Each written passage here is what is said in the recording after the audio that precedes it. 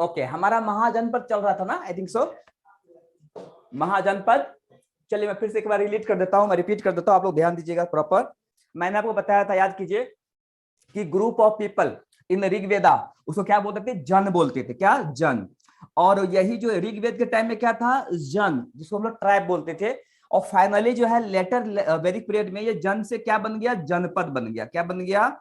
जनपद। अब देखिए जनपद जो है बेसिकली ये बाद के टाइम में आफ्टर वैदिक पीरियड जो है 16 जनपद थे, वो आपस में लड़ते थे। They were fighting to each other for getting the status of Mahajanapada. तो महाजनपद के स्टेटस के लिए जो है ना वो लोग लड़ते थे। तो ऐसे बोला जाता है कि टोटल 16 महाजनपद थे। कितने थे?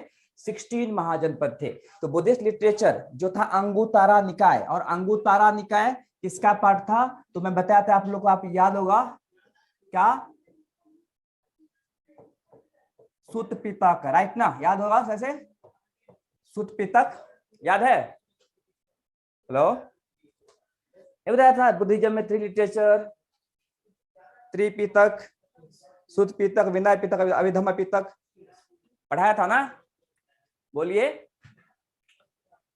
तो सुत पितक के 5 पार्ट है। एक्चुअली क्या है, सुत Pitaka is divided into 5 parts. उसमें से एक पार्ट है जिसको बोलते हैं अंगुतारा निकाय, और अंगुतारा निकाय में दिया हुआ है, लिखा हुआ है षोडश जनपद। देखिए षोडश का मतलब ही होता है 16, षोडश जनपद ये किया हुआ है, उससे रेफरेंस लिया गया है।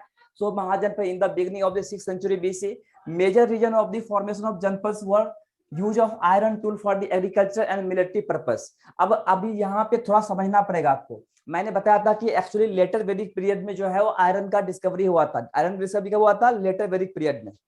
ओके, आयरन का डिस्कवरी कब हुआ था? लेटर। ये क्वेश्चन बहुत बार पूछता है, याद रखना। कब हुआ था?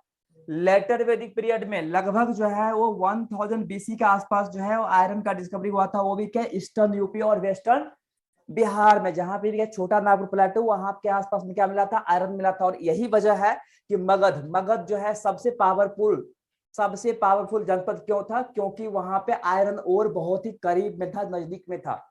और this is the reason that is why Magadh emerged victorious in that battle. So major reason of the formation of janapads was use of iron tools for agriculture and military purpose. देखिए एग्रीकल्चर क्यों?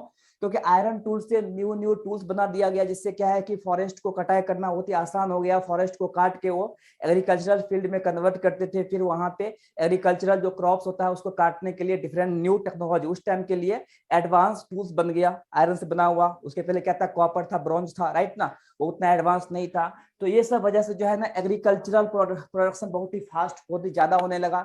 एग्रीकल्चरल प्रोडक्ट ज्यादा होने की वजह से वहां के जो जनता थे, वहां के जो लोग थे, वो राजा को ज्यादा टैक्स देने लगे।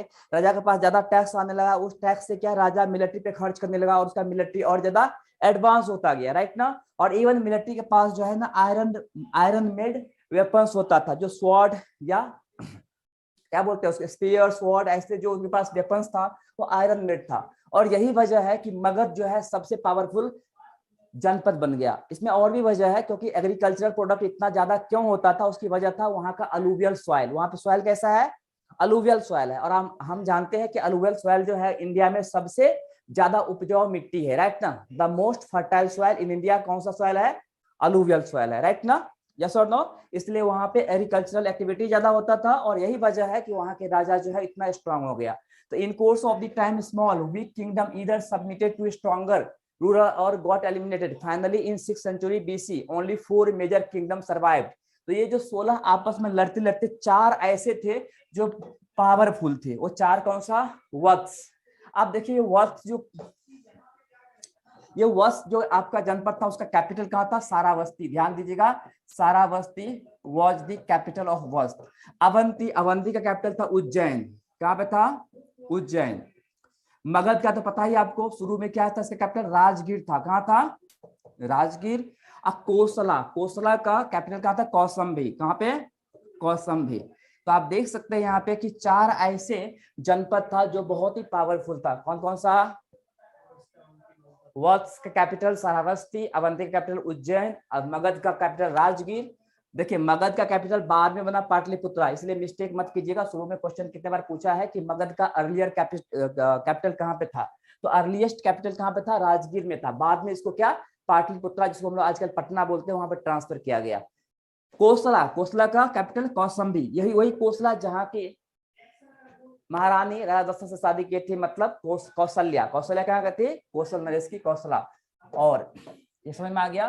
तो वह शिफ्टेड कुरु क्लैन विथ कैपिटल कौसम्बी, कहाँ पे क्या है, एक मिनट, वत्स का कैपिटल कौसम्बी, एक मिनट, ये कैसे हो गया, उल्टा हो गया क्या,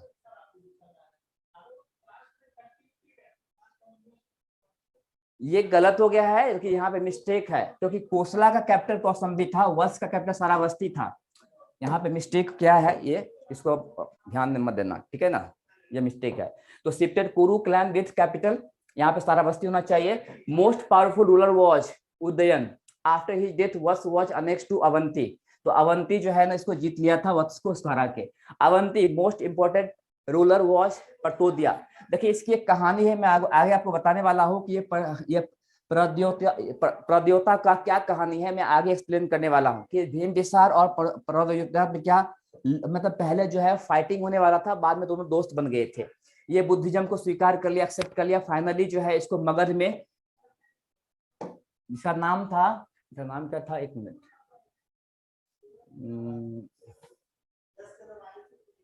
शिशुनाग, हाँ शिशुनाग जो रूलर था मगध का, उसने मगध इसको जो है फाइनली मगध में मिला लिया।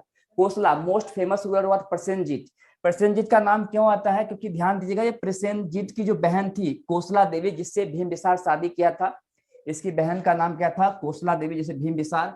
भीमबिसार was ruler of Magadha, so he married to Kosala Devi, she was sister of Prasenajit. Prasenajit जो है, जिसको लोग आजकल काशी बोलते हैं, बनारस, काशी, वाराणसी, वो मगध को डॉरी में दिया था प्रसेनजीत ने। After his death Kosala became part of Magadh, क्योंकि जब उसका डेथ होता है तो इसको भी बाद में महापद्मनंद जो है वो मगध में मिला लेता है। मगध फेमस रूलर हुआ, most powerful kingdom of the north India, founded by Jarasandh. अब देखिए जरासंध का आप लोग नाम सुने होंगे, ये जरासंध कौन था, इसका नाम महाभारत में भी जिक्र किया जाता है। जरासंध जिसको भीम ने मारा था, याद होगा, महाभारत में जरासंध का भी नाम लिया जाता है, राइट ना। एक्चुअली मगध को बनाने वाला कौन था, जरासंध था। लेकिन जरासंध के बाद जो है, इसका नाम था बृहद्रथ, उसका पौध बृहद्रथ। ये बृहद्रथ जो है ना, वो मगध को बहुत ही अच्छे से फ्लरिश किया। लेकिन अगर हम बात करते हैं डायनेस्टी की, तो डायनेस्टी सबसे पहले इसको स्टार्ट किया था हर्यंक डायनेस्टी, और founder of Haryanka dynasty was Bimbisara. Haryanka dynasty was the first dynasty of India, याद रखिएगा, Haryanka dynasty was the first dynasty of India, and actually it was founded by Bimbisara. Bimbisara का बेटा कौन, अजातशत्रु। ऐसा माना जा रहा है कि भीमबिसार को उसका ही पुत्र अजातशत्रु ने मार दिया, राइट ना, उसका ही पुत्र मार दिया। अब ये जो है इसको बोलते हैं हर्यंक डायनेस्टी। इसके बाद आता है शिशुनाग। शिशुनाग जो अवंती को जीता था और मगध में मिलाया था, Shishunag was so brave ruler. उसके बाद था नंद डायनेस्टी, और नंद डायनेस्टी के टाइम में ही अलेक्जेंडर इंडिया आया था। किसके टाइम में आया था, नंद डायनेस्टी। उस टाइम में जो मगध के रूलर थे उनका नाम था धनानंद। क्या नाम था, धनानंद। तो उनके टाइम में इंडिया वो आए थे। तो ये देखिए, ये सारे जो है 16 जनपद है, और उसका कैपिटल है Kamboja, Rajapura capital, Gandhara Takshashila capital, Surasena Mathura capital, Matsya Virat Nagar, ये विराट या विराट नगर बोल सकते हैं आप। वत्स कैपिटल, वत्स का कौसम्बी, जैसे मैं ही मिस्टेक कर रहा हूँ, एक मुझे देखना पड़ेगा, ठीक है। छेदिस, सुक्तिमती, काशी, वाराणसी। ये क्या अलग अलग 16 जनपद है जो आप यहाँ पे देख सकते हैं मैप में, कहाँ पे कौन सा जनपद है, दिख रहा है ना, बोलिए बोलिए, क्या हुआ, कौसम्बी क्या, वत्स का कौसम्बी, वत्स का कौसम्बी था, तो फिर इसका कौन सा था, इसका देखो चेक करो तो, चाहे मैं उल्टा तो नहीं कर रहा हूँ। वत्स का अगर कौसम्बी था तो कोसला का कैपिटल कोसला,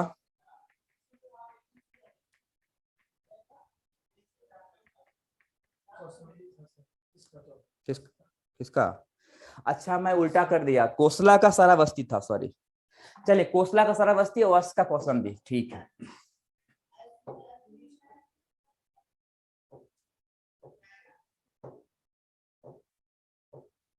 चलिए हम यहां से शुरू करते हैं। राज ऑफ मगध भीमबिसार। तो ध्यान दीजिएगा, Bimbisara was the founder of Haryanka dynasty. बहुत बार क्वेश्चन पूछता है कि who was founder of Haryanka dynasty, and या कौन सा डायनेस्टी जो है प्रथम डायनेस्टी है, फर्स्ट डायनेस्टी है। तो याद रखिएगा हर्यंक डायनेस्टी का फाउंडर कौन थे, भीमबिसार थे। Contemporary of both Buddhism and Jainism, set up his capital eight Rajgir. तो ये राजगीर जो है इसका कैपिटल था मगध का। ध्यान दीजिएगा, मगध का एक डायनेस्टी था जिसका नाम था Haryanka dynasty, and it was founded by Bimbisara, and the capital of that dynasty was Rajgir, जिसको हम लोग उस टाइम में उसको गिरिराज बोलते, गिरिवराज, गिरिवराज उस टाइम में बोला जाता था, लेकिन अभी उसका नाम जो है प्रेजेंट नेम वो राजगीर है। और राजगीर कहाँ पे है, बिहार में ही है, ठीक है ना, कहाँ पे है, बिहार में है। Clear. Strengthened his position by marriage alliance, actually जो है वो अपने टेरिटरी को और एक्सपेंड किया। उसने 3 शादी किया। एक शादी किया कोसला देवी से, कोसला देवी जो प्रसेनजीत की बहन थी उनसे शादी किया, और बदले में दहेज में उनको काशी मिला था। किनको, भीमबिसार को। किसने दिया था, प्रसेनजीत। जो प्रसेनजीत कोसल नरेश थे, कोसल राज्य का राजा थे, उन्होंने अपनी बेटी के अपने बहन के साथ साथ काशी भी उनको दहेज में दे दिया। लिच्छवी, देखिए लिच्छवी जो है, Licchavi was the one of the member of Vajji. मैं फिर से रिपीट कर रहा हूं यहाँ पे, वज्जी वह जनपद।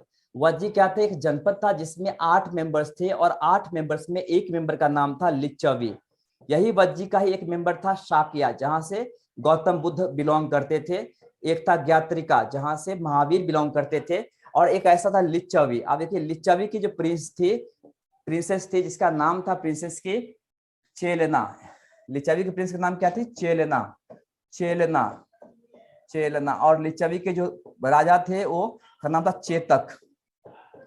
तो चेतक की बेटी चेलेना से शादी किया था भीमबिसार ने। किसके, चेतक कौन थे, लिच्छवी के राजा थे, और उनकी बेटी का नाम था चेलेना, और चेलेना से शादी कौन किए थे, भीमबिसार। समझ रहे हो। एक और चेतक की एक बहन थी जिसका नाम था त्रिशला। क्या नाम था, और आप लोग बताएंगे, त्रिशला कौन थी, त्रिशला कौन थी, आप लोग बताएंगे।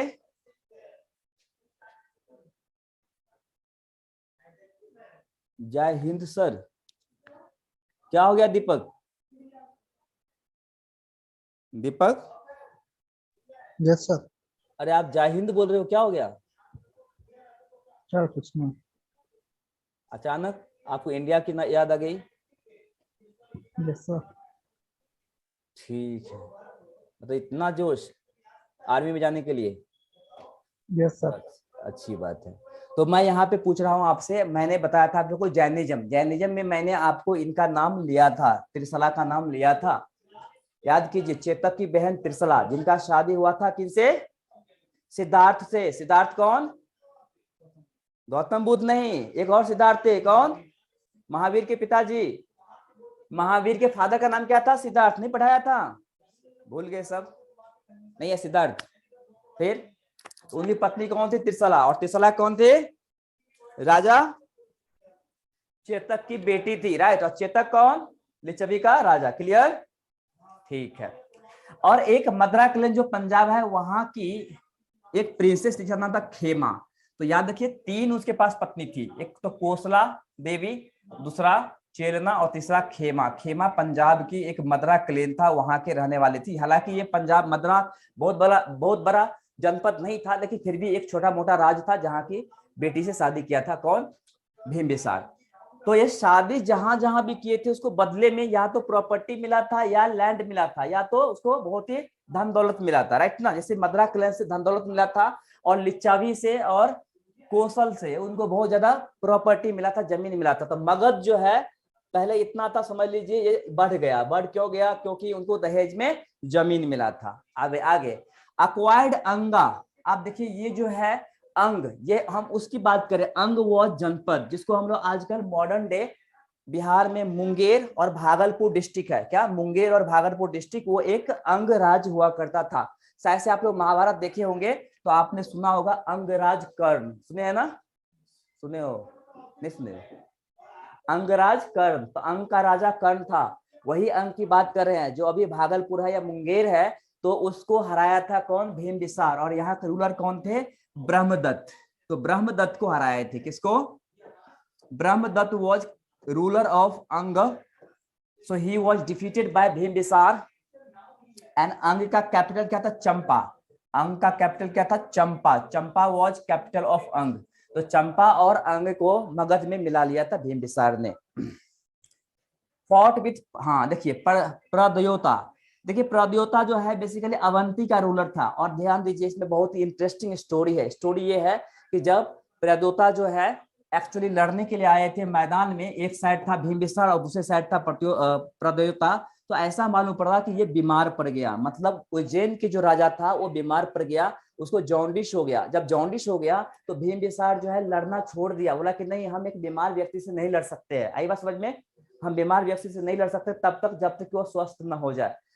जब ये प्रद्योता अपने घर पे गया तो उनको मतलब बिंबिसार अपने फिजिशियन जिसका नाम था जीवक, जीवक वॉज फिजिशियन, एक डॉक्टर थे जिनका नाम था जीवक, और जीवक को जो है उसने इनके पास भेजा कि जाओ उनको क्योर करो, उनको ट्रीटमेंट करो ताकि वो स्वस्थ हो और हम फिर लड़ सके।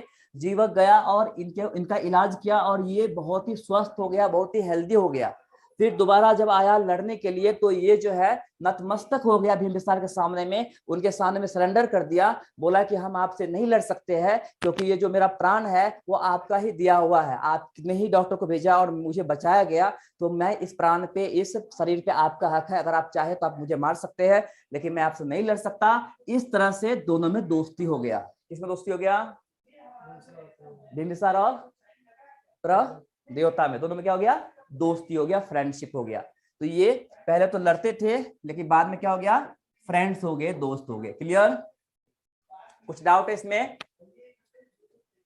और इंडियन हिस्ट्री में सबसे पहले standing army, standing army means what कि परमानेंट आर्मी, परमानेंट आर्मी जो शुरू करने वाले राजा थे उनका नाम बिंबिसार था। इसके पहले परमानेंट आर्मी नहीं हुआ था, स्टैंडिंग आर्मी नहीं थे। स्टैंडिंग आर्मी सिस्टम किसने शुरू किया था? बिंबिसार ने शुरू किया था। ऐसा माना जा रहा है कि बिंबिसार जो है वो महावीर से भी मिले थे और गौतम बुद्ध से, दोनों से मिले थे, ऐसा स्टोरी है। ठीक है ना?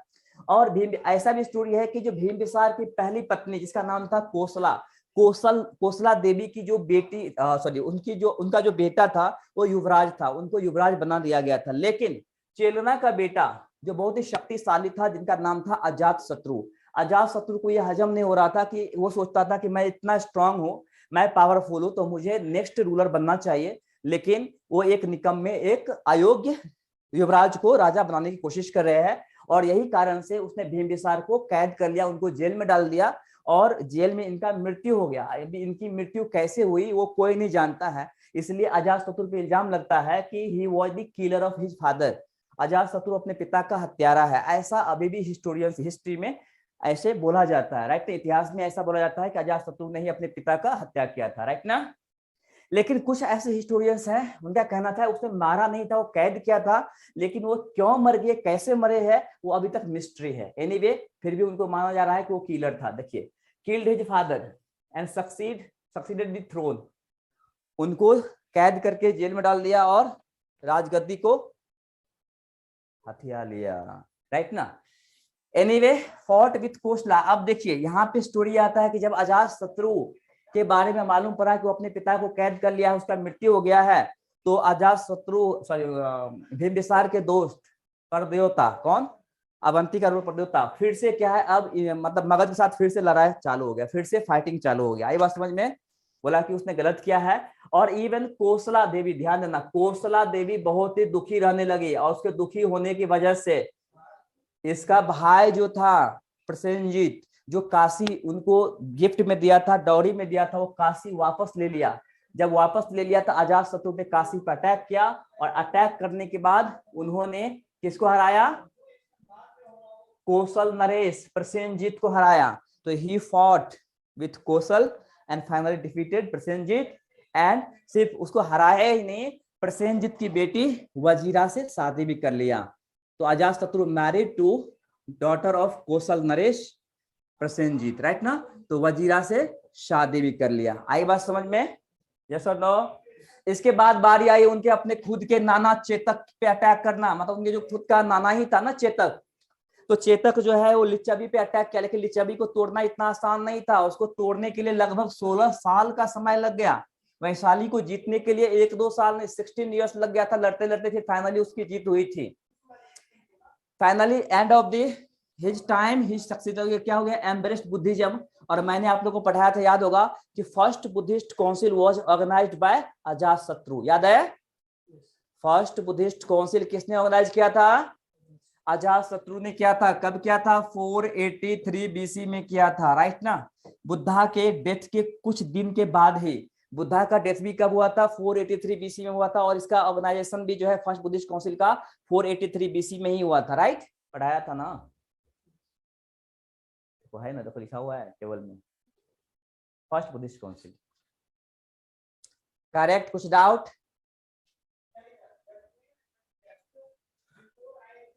बुद्धिज्म में मैं बताया था आपको, टेबल में ध्यान दीजिए, 4 काउंसिल पढ़ के नहीं आए हो आप लोग।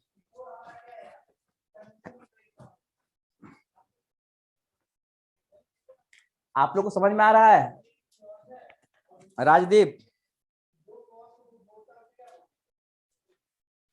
राजदीप, नितिन, कनिष्क, चितवन, दक्ष, दीपक, बताइए, कुछ डाउट तो नहीं है ना? No sir. No sir. ठीक। अब यहाँ पे कहाँ पर लिखे, वो भी नहीं दिख रहा है।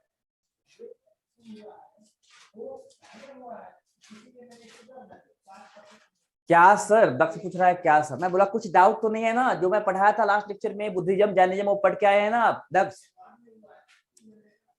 चलिए कोई बात नहीं, आगे हम बढ़ते हैं। तो ऐसा ध्यान दीजिए, Ajatashatru was a literate ruler, मतलब क्या वो पढ़ा लिखा रूलर था? ऐसा नहीं कि वो पढ़ा लिखा नहीं था, वो पढ़ा लिखा था। और actually he was scientist himself, वो खुद एक साइंटिस्ट थे। उन्होंने 2 वेपन्स का इन्वेंशन किया था। एक था जिसको बोलते हैं महाशील कंठक, महाशील कंठक, महाशील कंठक वाज अ वेपन। इस को आप लोग देखे होंगे बाहुबली मूवी में। बाहुबली मूवी में बड़े बड़े पत्थर को फेंकने वाला मशीन, राइट ना? ये किसने बनाया था? अजातशत्रु ने ही बनाया था। देखे होंगे, है ऐसा। और दूसरा जो था उसका नाम था रथ मसूला, दूसरे के रथ को मसलने के लिए रथ मसूला, ये भी जो है उन्होंने ही बनाया था। तो ही इन्वेंटेड 2 वेपन्स। ओके, अब हम बात करते हैं अजातशत्रु। ऐसा माना जा रहा है कि अजातशत्रु को इसका बेटा उदयन ने मार दिया। तो Ajatashatru was killed by his own son Udayan, जैसी करनी वैसी भरनी। अजातशत्रु ने अपने पिता को मारा था और अजातशत्रु को उसका बेटा मार दिया, राइट? तो क्या Udayin, successor of Ajatashatru, founder new capital of Patali, capital Pataliputra. तो बेसिकली जो है he transferred the capital from Rajgir to Pataliputra, very very important. तो पाटलिपुत्रा और पटना का फाउंडेशन किसने किया था? उदयन ने किया था। वही पाटलिपुत्रा जिसको हम लोग आजकल पटना कहते हैं, तो राजगीर से कैपिटल ट्रांसफर किया था किसने? उदयन ने। Udayan transferred capital from Rajgir to Pataliputra, okay. और ही मेड अ फोर्ट, एक फोर्ट बनाया था on the confluence of Son and Ganga river, क्योंकि ये गंगा रिवर है, सोन रिवर है, इसके कॉन्फ्लुएंस पे क्या बनाया था? एक फोर्ट बनाया था, किला बनाया था। किस बनाया था? उदयन ने बनाया था। His death marked the end of the Haryanka dynasty.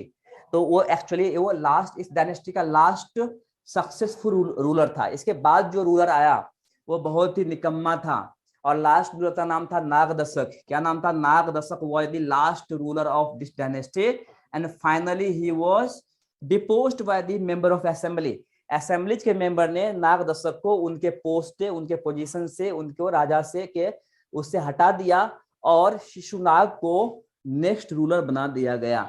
Nagdashak बहुत ही इनकेपेबल था, स्ट्रांग नहीं था, बहुत ही वीक रूलर था, कवर्ड था, टिमिड था। तो उसको राजगद्दी से हटा करके किसको बैठा दिया? शिशुनाग को बैठा दिया, राइट ना? और Shishunaga became the next ruler because he was so brave, so talented, so brave ruler. जैसा कि मैंने बताया था कि अजातशत्रु के टाइम में फिर से अवंती और मगध के बीच में राइवलरी स्टार्ट हो गया, दुश्मनी स्टार्ट हो गया। और इस दुश्मनी को खत्म किया कौन? शिशुनाग ने। शिशुनाग ने क्या किया? ही defeated the ruler of Avanti, Avanti के रूलर को हरा करके पूरे अवंती, पूरे उज्जैन को मगध में मिला लिया, राइट ना? तो डिफीटेड अवंती, राइट ना? और 100 साल के दुश्मनी को खत्म किया और फाइनली इसने क्या किया? मगध में अवंती को मिला लिया। अवंती कैपिटल उज्जैन। क्लियर? कुछ डाउट है? क्या हुआ? ज्यादा हो रहा है? तो फिर ये सब नहीं पढ़े हो क्या आप लोग? फास्ट हो रहा है। चलिए, तो ही शिफ्टेड कैपिटल फ्रॉम, ध्यान दीजिएगा, capital from Pataliputra to Vaishali. Pataliputra से वैशाली कैपिटल किसने शिफ्ट किया था बताइए? शिशुनाग ने किया था। ठीक है, हाँ ये क्या हो गया? नहीं ठीक है, ये गलत है। ये जो है ये किया था काल अशोका ने। ये कौन किया था? काल अशोक। कौन? तो Kal Ashoka was son of Shishunaga and Kal Ashoka, ध्यान दीजिएगा, Kal Ashoka was son of Shishunaga. He transferred capital from Vaishali to again Pataliputra. Vaishali से पाटलिपुत्रा फिर से कैपिटल ट्रांसफर किया था काल अशोका ने। Kal Ashoka was son of Shishunaga. और मैंने आप लोग को बताया था लास्ट लेक्चर में, Kal Ashoka organise the second Buddhist council. लिखा हुआ है सेकेंड बुद्धिस्ट काउंसिल को किसने ऑर्गेनाइज किया था? काल अशोक ने किया था। 100 साल के बाद, मतलब 383 बीसी में, 383 बीसी में जो है सेकेंड बुद्धिस्ट काउंसिल ऑर्गेनाइज किया गया था। उसको ऑर्गेनाइज किया था काल अशोका ने वैशाली में। और he transferred capital from Vaishali to Pataliputra. Clear? हाय काल अशोक टेबल में, ठीक है। अब उसके बाद आता है नेक्स्ट डायनेस्टी, जिसे बोलते हैं Nanda dynasty. The founder of Nanda dynasty was Mahapadmananda. Mahapadmananda was the Nanda क्या, और he was the first non Kshatriya ruler. वो पहला नॉन क्षत्रिय रूलर था, राइट ना, मतलब शूद्र के कैटेगरी से आता था, क्षत्रिय रूलर। तो फर्स्ट नॉन क्षत्रिय रूलर, और दैट इज वाई वो कभी भी क्षत्रिय को देखना पसंद नहीं करता था। और वो आसपास के जितने भी क्षत्रिय है वो सबको हराया था। तो नोन एज एक रथ, मतलब sole king who destroy others. एकलौता ऐसा राजा था जो नॉन क्षत्रिय था, लेकिन वो आसपास के सारे राजाओं को हराया था, राइट ना। कौन? महापद्मनंद। क्लियर? कुछ बोला है क्या? Okay. Mahapadmanand was the first non-Kshatriya ruler who defeated the almost rulers in surrounding areas. Finally, he took the title एक बार वो अपने आप क्या बोलते थे कि मैं एक छत्र हूँ। ही कंकर्ड कलिंगा, कलिंगा को भी, कलिंग जो उड़ीसा है, उड़ीसा और छत्तीसगढ़, उसको भी हराया था। और वहां से एक जीना इमेज लेके आया था एज अ ट्रॉफी, कि हम देखो वहां कलिंग को हराया था और मैंने वहां से इमेज लाया हूँ, ये मूर्ति लाया हूँ, क्योंकि ये विक्ट्री ट्रॉफी है। ये क्या है? विजय उपहार है, और मैं वहां से लेकर आया हूँ। ये सब मेंशन है उड़ीसा के उदयगिरी माउंटेन। उदयगिरी माउंटेन है जहां पे हाथी गुम्फा है, एक केव है जिसका नाम है हाथी गुम्फा। उदयपुर कहाँ पे है? उदयपुर गिरी, उदयगिरी, उदयगिरी कहाँ पे है? उदयगिरी जो है बेसिकली है कहाँ पे? ओडिशा में, राइट ना। अब वहां पे क्या है कि हाथी गुम्फा है, जिसको बनाया था खारावेला किंग ने बनाया था। उसमें लिखा हुआ है क्लियरली कि यहाँ वो आया था और उन्होंने इसको जीता था। कौन? और वो सिर्फ यही नहीं जीता, even he defeated the ruler of Kosala. जो कोसल है, यूपी वगैरह, पूरा यूपी समझ लो, पूरा उत्तर प्रदेश, मध्य प्रदेश, उसके टाइम में पूरा उत्तर प्रदेश, मध्य प्रदेश, बिहार, बंगाल, उड़ीसा, ये सब पूरा जो पार्ट है, वो छत्तीसगढ़, ये सब पूरा पार्ट किसका? मगध का हो गया था। किसके टाइम में? महापद्मनंद के टाइम में। देखो महापद्मनंद को बोलते थे कि सेकंड, क्या बोलते थे उसको? सेकंड परशुराम। परशुराम को क्या बोला जाता था? संहार, क्या क्षत्रिय को मारने वाला नहीं बोलते। परशुराम जो है वो 7 बार क्षत्रियों का संहार किया था, राइट ना। वैसे ये भी था, वो क्षत्रिय को देखना नहीं चाहता था और आसपास के जितने भी क्षत्रिय थे सबको उसने मार डाला था। उसके बाद आया था उसका पुत्र, जिसका नाम था धनानंद। कौन? धनानंद जो लास्ट रूलर था। उसी के टाइम में अलेक्जेंडर इंडिया आया था, लेकिन अलेक्जेंडर को आगे नहीं बढ़ पाया, क्योंकि जब अलेक्जेंडर जो है वो राजा पोरस से लड़ा था, पोरस के टाइम में ही उसको इतनी ज्यादा क्षति पहुंची थी कि वो आगे बढ़ने की हिम्मत नहीं हुई। बोला कि अगर मैं एक छोटे राजा से, अगर मैं इतना ज्यादा नुकसान में हूं, मैं हार सकता था, लेकिन ये तो बहुत बड़ा है। नंद के पावर, नंदा का पावर बहुत ही स्ट्रांग था, क्योंकि उसके पास उस टाइम में 6 लाख आर्मी था, सोल्जर्स था। कितने? 6 लाख क्या था उसके पास? आर्मी था। ये कम नहीं होता है। आजकल क्या 6 लाख आर्मी बहुत सारे देश में नहीं होता है, उनके पास 6 लाख आर्मी था। ठीक है, समझ रहे ना। 15,000 जो है उनके पास कैवलरी था। कैवलरी क्या होता है बताइए? घुड़सवारी करने में, घोड़े पर सवार जो होता है। 9000 उसके पास हाथी और 1500 उसके पास चैरियटर था। चैरियटर मतलब क्या, रथ था। तो इतने बड़े सेना के सामने में अलेक्जेंडर को टिक पाना बहुत डिफिकल्ट था, इसलिए वो वहां से वापस लौट गया। चंद्रगुप्त मौर्य ने हराया था लेकिन धनानंद को। Chandragupta Maurya Kautilya overthrew him as oppressive way of the tax collection was already resented by people। तो इस तरह से जो है मगध मतलब पोस्ट मॉडर्न पीरियड हमारा एंड होता है। कुछ डाउट है तो पूछ सकते हैं, कुछ डाउट है नहीं ना? चलिए अब हम बात करते हैं cause of Magadh success. Magadh क्यों इतना सक्सेसफुल था, बाकी के जनपद उतना सक्सेसफुल क्यों नहीं था? जैसा कि बताया था कि advantage geographical position and rich iron ore of Rajgir. Rajgir के आसपास उसको आयरन ओर मिल गया था और आयरन ओर से वो एग्रीकल्चरल टूल्स एंड वेपन्स बना लेते थे ताकि उनके लिए वो बहुत ही यूजफुल होता था। और उसका जो ज्योग्राफिकल पोजीशन था, Rajgir was surrounded by 5 mountain. Rajgir जो है 5 माउंटेन से सराउंडेड है। तो हम देख सकते हैं कि स्ट्रेटेजिकली ये बहुत ही सिक्योर प्लेस था। एक capital Rajgir surrounded by 5 hills, देख सकते हैं यहाँ पे क्या 5 हिल्स से सराउंडेड था जो कि बहुत ही सिक्योर था। Pataliputra surrounded by Ganga, Gandak, Son and Ghaghar river. 4 river से, देखिए इसको 4 रिवर से जहां पे बनाया था जल दुर्ग। और जल दुर्ग किसने बनाया था? जल दुर्ग बनाया था उदयन ने। याद कीजिए, अभी बताया था आपको, याद ना? कौन? Udayan, right. Magadh first use elephant in war against enemy. Magadh पहला ऐसा राज था जो एलिफेंट को वॉर में यूज करना स्टार्ट किया। तो ये सब सारी वजह थी जिसके कारण मगध जो है वो सारे जनपद को हरा दिया था और Magadha became the what, a kind of the empire, right ना? आई बात समझ में? अच्छा ये हो गया था क्या, पर्शियन इन्वेशन, अलेक्जेंडर वाला कहानी बता दिया था, पढ़ाया था ये सब, स्टोरी बताया था ना, बता दिया था ना पक्का? ये बैटल ऑफ हैथपीस, झेलम पे वॉर हुआ था, सब पूरा हो गया था? आगे बढ़ जाए, आगे बढ़ जाए ना, वापस करवा दो? जब मैं बता दिया हूं तो फिर कर नहीं सकते हैं नोट से? अगर डाउट होगा तो बता दूंगा। क्या बोल रहे हो? फिर से वापस करवा दो, क्या कर लेंगे?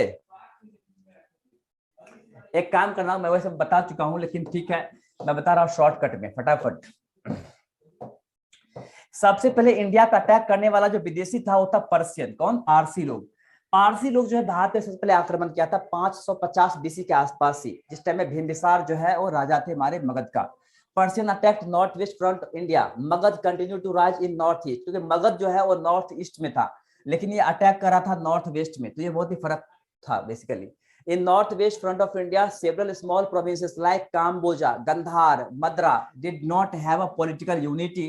ये आपस में एकता में नहीं थे, इसलिए क्या है, इसकी वजह से जो है उसने जीत लिया था। Archimedean ruler of Iran, Cyprus took advantage of this political disunity and invaded west front of India। तो आप देख सकते हैं कि भारत के जो राजा थे वो आपस में उनके सामंजस्य नहीं था और यही कारण से जो है ना वो विदेशी लोग इंडिया पर अटैक किया और इंडिया को आसानी से जीत लिया था। मतलब वेस्ट इंडिया को, अगर मान लीजिए ये इंडिया है तो इस साइड के पार्ट को, इधर क्या मगध है, तो मगध अभी इतना बड़ा है और इधर के पार्ट को जीता है। ओके, तो हम पहले बोल सकते हैं पहला जो है Darius I, grandson of Cyprus, conquered Indus Valley as a whole and annexed Punjab और सिंध। तो पंजाब और सिंध को जो है पहले डेरियस I ने अटैक किया था, उन्होंने जीता था। देखिए डेरियस I ने इंडिया में 2 चीजें लॉन्च किया था, ये याद रखिए, ये क्वेश्चन भी आ सकता है। एक था पंच मार्क्ड क्वाइंस। तो ये पंच मार्क्ड क्वाइंस मतलब मुद्रा जो होता था उस पे छाप जो है, मुद्रा के जो छाप है वो यही शुरू किया था। और दूसरा खरोस्ती स्क्रिप्ट। खरोस्ती स्क्रिप्ट, ये खरोस्ती स्क्रिप्ट जो है ना वो राइट टू लेफ्ट लिखा जाता है, याद रखना। Kharosthi script is written from right to left. आई बात समझ में? तो ये दोनों इंट्रोड्यूस किसने किया था? Darius I। कहाँ पे? इंडिया में। उर्दू भी क्या लिखा जाता है? Right to one, sorry right to left. और फारसी भी क्या लिखा जाता है? Right to left. अरबी भी लिखा जाता है right to left. Punjabi left to right. Punjabi script है उसको बोलते हैं गुरमुखी स्क्रिप्ट।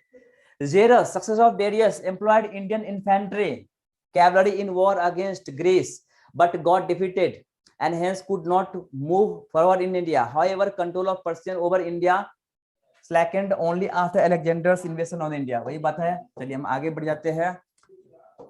अब देखिए ये पर्शियन इन्वेजन से मतलब पारसी के आक्रमण से भारत पे क्या प्रभाव पड़ा था।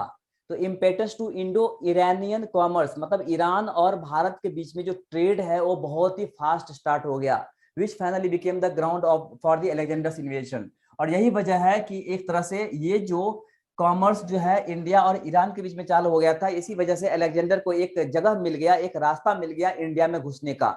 यूज ऑफ खरोस्ती स्क्रिप्ट बता दिया था, Kharosthi script brought by Iranian gain popularly in north west India and some inscription of Ashoka में भी लिखा हुआ है। ध्यान दीजिएगा कुछ ऐसे अशोका के इंस्क्रिप्शन है जिसमें खरोस्ती स्क्रिप्ट को इस्तेमाल किया गया है। Are written in this language derived from Aramaic script written from right to left.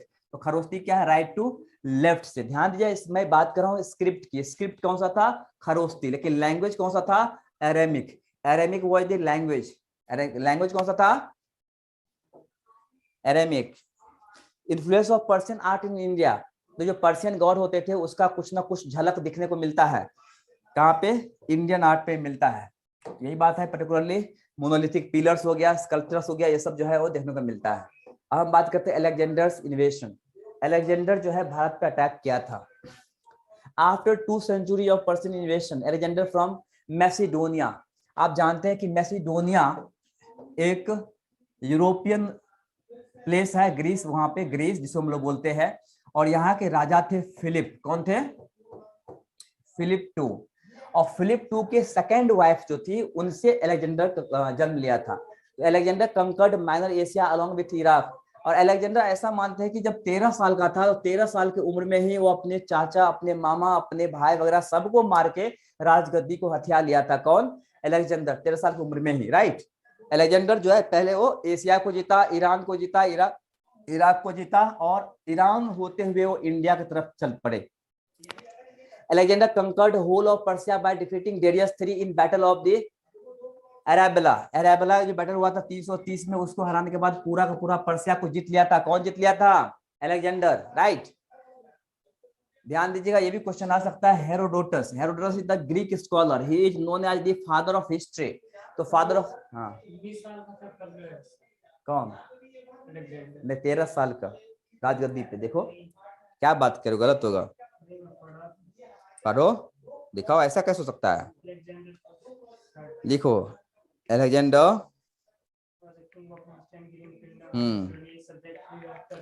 Alexander, क्या क्या क्या क्या पढ़ रहे हो, क्या पढ़ रहे हो आप? वैसे सर जो लूसेंट में है उसमें 19। नहीं 13 साल है।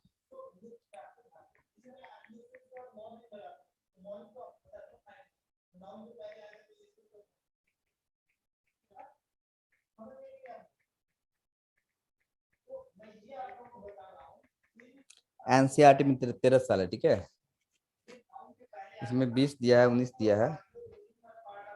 अब देखो ये क्या है, ये क्या है, 13 13 है ना, 16। तो फिर बोलो, उस टाइम तो पढ़ाया गया था। तो तभी से लड़ाई हो गई ना उसके आपस में। 20 साल की उम्र में तो उसने सोचा कि हम क्या पूरा इंडिया पे, पूरे वर्ल्ड पे उसको अटैक करना है। 13 साल की उम्र में ही जो है वो मतलब आपस में उसको क्या है, लड़ाई चालू हो गया था थ्रोन के लिए, ठीक है। दिया है ना 13 साल, हाँ, एनसीईआरटी में 13 दिया है। मैं जो बोल रहा हूँ सुनो, ठीक है। वैसे देख लेना आप, वैसे थोड़े पूछेगा कौन से कितने एज में पूछा क्या है, नहीं पूछेगा ना, ऐसा ऐसा नहीं पूछेगा, आप टेंशन मत लो, ठीक है। तो Herodotus, father of history, wrote that fabulous wealth of India attracted Alexander. Moreover, his interest in geographical inquiry, love of natural history urged him to invade India. वही बात बोला है, उनको वेल्थ के साथ साथ जो है उनको मालूम पड़ा था कि भारत जो है बहुत ही सुंदर एक देश है जिसपे अटैक करना है। Alexander believed that on eastern side of India his continuation of the sea, hence by conquering India he would conquer eastern boundary of the world. ऐसा उनका मानना था कि इंडिया को अगर हम जीत लिए तो हम वर्ल्ड के ईस्टर्न बाउंड्री को हम जीत लेंगे। उनको ये नहीं पता था कि उसके आगे भी कोई देश है। After conquest of Iran he marched into India through Khyber pass. ये क्वेश्चन आता है कि किस पास से आया था? खैबर पास से आया था। इंडिया में जो है वो 19 महीने तक रहा था। कितने मंथ तक रहा था? 19 मंथ तक रहा था। जिस टाइम में वो आया था झेलम के रिवर में पानी बहुत ही ज्यादा था, तेज था, झेलम को क्रॉस करना बहुत डिफिकल्ट था। यहाँ पे इंडिया के अंदर जो है दो रूलर आपस में लड़ते थे। एक था जिसका नाम था कुरु, कुरु के राजा था जिसका नाम था अंभी, अंभी और दूसरा था पुरु, पुरु के राजा का नाम क्या था? पौरस। क्लियर ना? तो ये दोनों आपस में, इसका नाम था एक्चुअली पौरस नहीं था, पारस था। क्या नाम था? पारस। लेकिन दिक्कत यह है कि उसको पौरस पौरस जो है ना, वहां के लोग पता है ना प्रोनाउंसिएशन की प्रॉब्लम है इसलिए पौरस बोलते थे। तो बेसिकली क्या, अंबी जो है बिना लड़े अलेक्जेंडर को अपने आप को सबमिट कर दिया। बोला कि हम पे आप अटैक मत कीजिए, आपको हम सपोर्ट करेंगे, जो भी कुछ सपोर्ट आपको चाहिए। बोला ठीक है, मुझे ये रिवर क्रॉस करवा दो। रिवर उसको क्रॉस करवा दिया और इवन अपना सेना भी उसको सारा दे दिया लड़ने के लिए इनसे। और ये बहुत ही भयानक लड़ाई हुई थी। और ऐसा माना जा रहा है अकॉर्डिंग टू इंडियन हिस्टोरियंस कि पौरस जीत गया था, अलेक्जेंडर हार गया था, इसलिए वापस हो गया। लेकिन हमारे पास कोई रिटन डॉक्यूमेंट नहीं है। लेकिन जो ग्रीक के स्कॉलर्स है वो सब सारे रिकॉर्ड करते जाते थे, राइट ना? तो उनके हाँ उनके रिकॉर्ड के अकॉर्डिंग बोला जा रहा है कि Paurus was defeated by Alexander. Paurus जो है अलेक्जेंडर से हार गया था। जब हार गया था तो पौरस को घसीट के लाया और उनको बोला कि tell me what to do with you. इन्होंने रिप्लाई किया, O Alexander treat me like a king, right ना? ऐसा। So although Porus had a vast army, fought bravely, but he lost to Alexander. Alexander, impressed by bravery of Indian prince, reinstated him to his throne and made him his ally. देखिए यहाँ पे क्या बोल रहा है कि उनसे वो खुश हो गया, खुश हो गया, उसको क्या उसका राज वापस दे दिया और वहां उसको दोस्त बना लिया। लेकिन लोग अभी के हिस्टोरियंस है ये मानने से इनकार कर रहा है कि अलेक्जेंडर बहुत ही खुखार था, वो किसी को अपना दोस्त बना ही नहीं सकता था। ओके, ऐसा माना जा रहा है। Anyway, then he advanced as far as river Bias. He wanted to move further, but war weary, diseased, hot weather of India, 10 years of continuous fighting led to the refusal of Greek soldiers to move further. Okay, refusal also came because of the enormous power of Nand of Magad. Magadh का power, कि उनको पता था कि यहाँ तक तो हमारी हालत इतनी खराब हो गई है और मगध का जो राजा नंद है उसके पास बहुत ही ह्यूज आर्मी सिस्टम है, उनसे लड़ना बहुत ही डिफिकल्ट है और इसलिए वो इंडिया से वापस चला गया। जब वो वापस गया तो जितने भी आप देख रहे हो जीता है उसको 3 पार्ट में डिवाइड कर दिया। कितने पार्ट में डिवाइड कर दिया? 3 पार्ट में डिवाइड कर दिया। आप देख सकते हैं इधर के जो पार्ट है उसको क्या बोला गया है? एक बेंटना, राइट ना?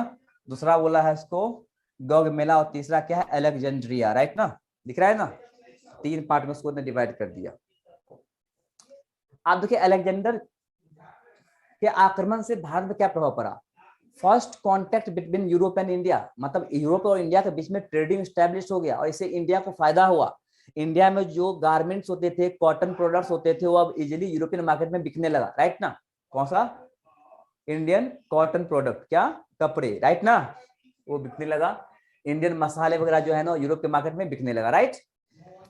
Encourage political unification of India under Mauryas. और यही वजह है कि अब बहुत सारा राजा जो है वो समझ गया था कि अभी हम लोग एक साथ नहीं रहेंगे तो मारे जाएंगे। और यही वजह हुआ कि एक तरह से हम देखेंगे तो मौर्य के लिए बहुत ही अच्छा हो गया। चंद्रगुप्त मौर्य को उनको लड़ना बहुत ही कम पड़ा। पहले मान लो छोटे छोटे राज्य से लड़ना बहुत डिफिकल्ट था, अब इतना बड़ा अलेक्जेंडर इतना सबको हरा करके ये लैंड दे दिया। अब क्या हो गया? मौर्य जो है एक ही राजा को हराएगा और ये पूरा पार्ट इसका। आइए बात समझ में? नहीं, चलिए अब हम बात करेंगे मौर्यन डायनेस्टी। चंद्रगुप्त मौर्य नाम सुने ही होंगे। देखिए मौर्यन डायनेस्टी के अलग अलग सोर्स है। लिटरेरी सोर्स मतलब लिखा हुआ सोर्स, राइट ना? तो क्या है इसमें? कौटिल्याज अर्थशास्त्र। देखिए कौटिल्य मीन्स क्या? चाणक्य। कौन?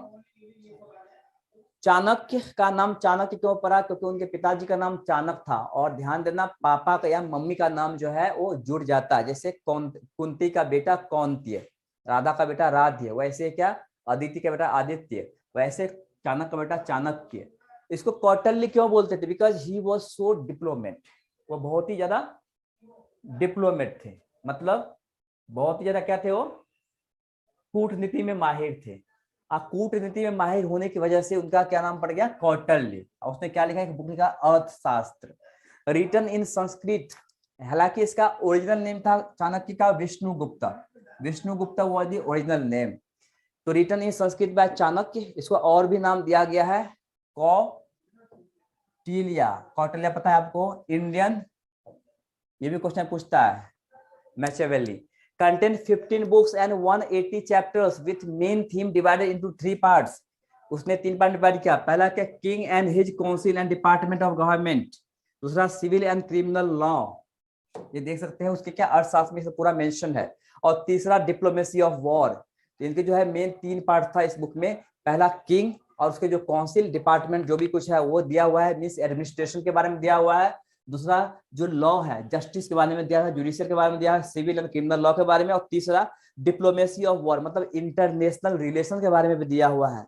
उनके अर्थशास्त्र में 3 चीजें आप देख सकते हैं, राइट ना। पहला क्या है, एडमिनिस्ट्रेशन। दूसरा क्या है, जुडिशियरी ना। और तीसरा इंटरनेशनल रिलेशन, राइट ना, दिया हुआ है। तो इससे भी मालूम पड़ता है कि उस टाइम में मौर्य डायनेस्टी था, एम्पायर था।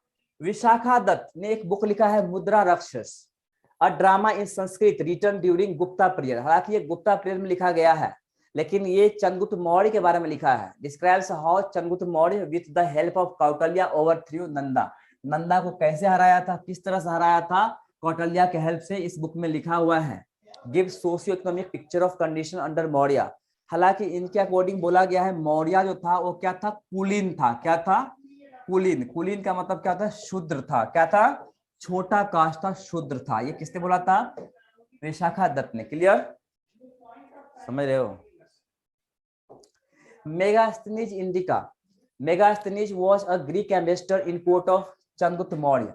ये मैं आगे स्टोरी बताऊंगा कि किस तरह से जो अलेक्जेंडर के सक्सेसर थे, जिनका नाम था सेलिकस निकेटर। क्या नाम था, सेलिकस, क्या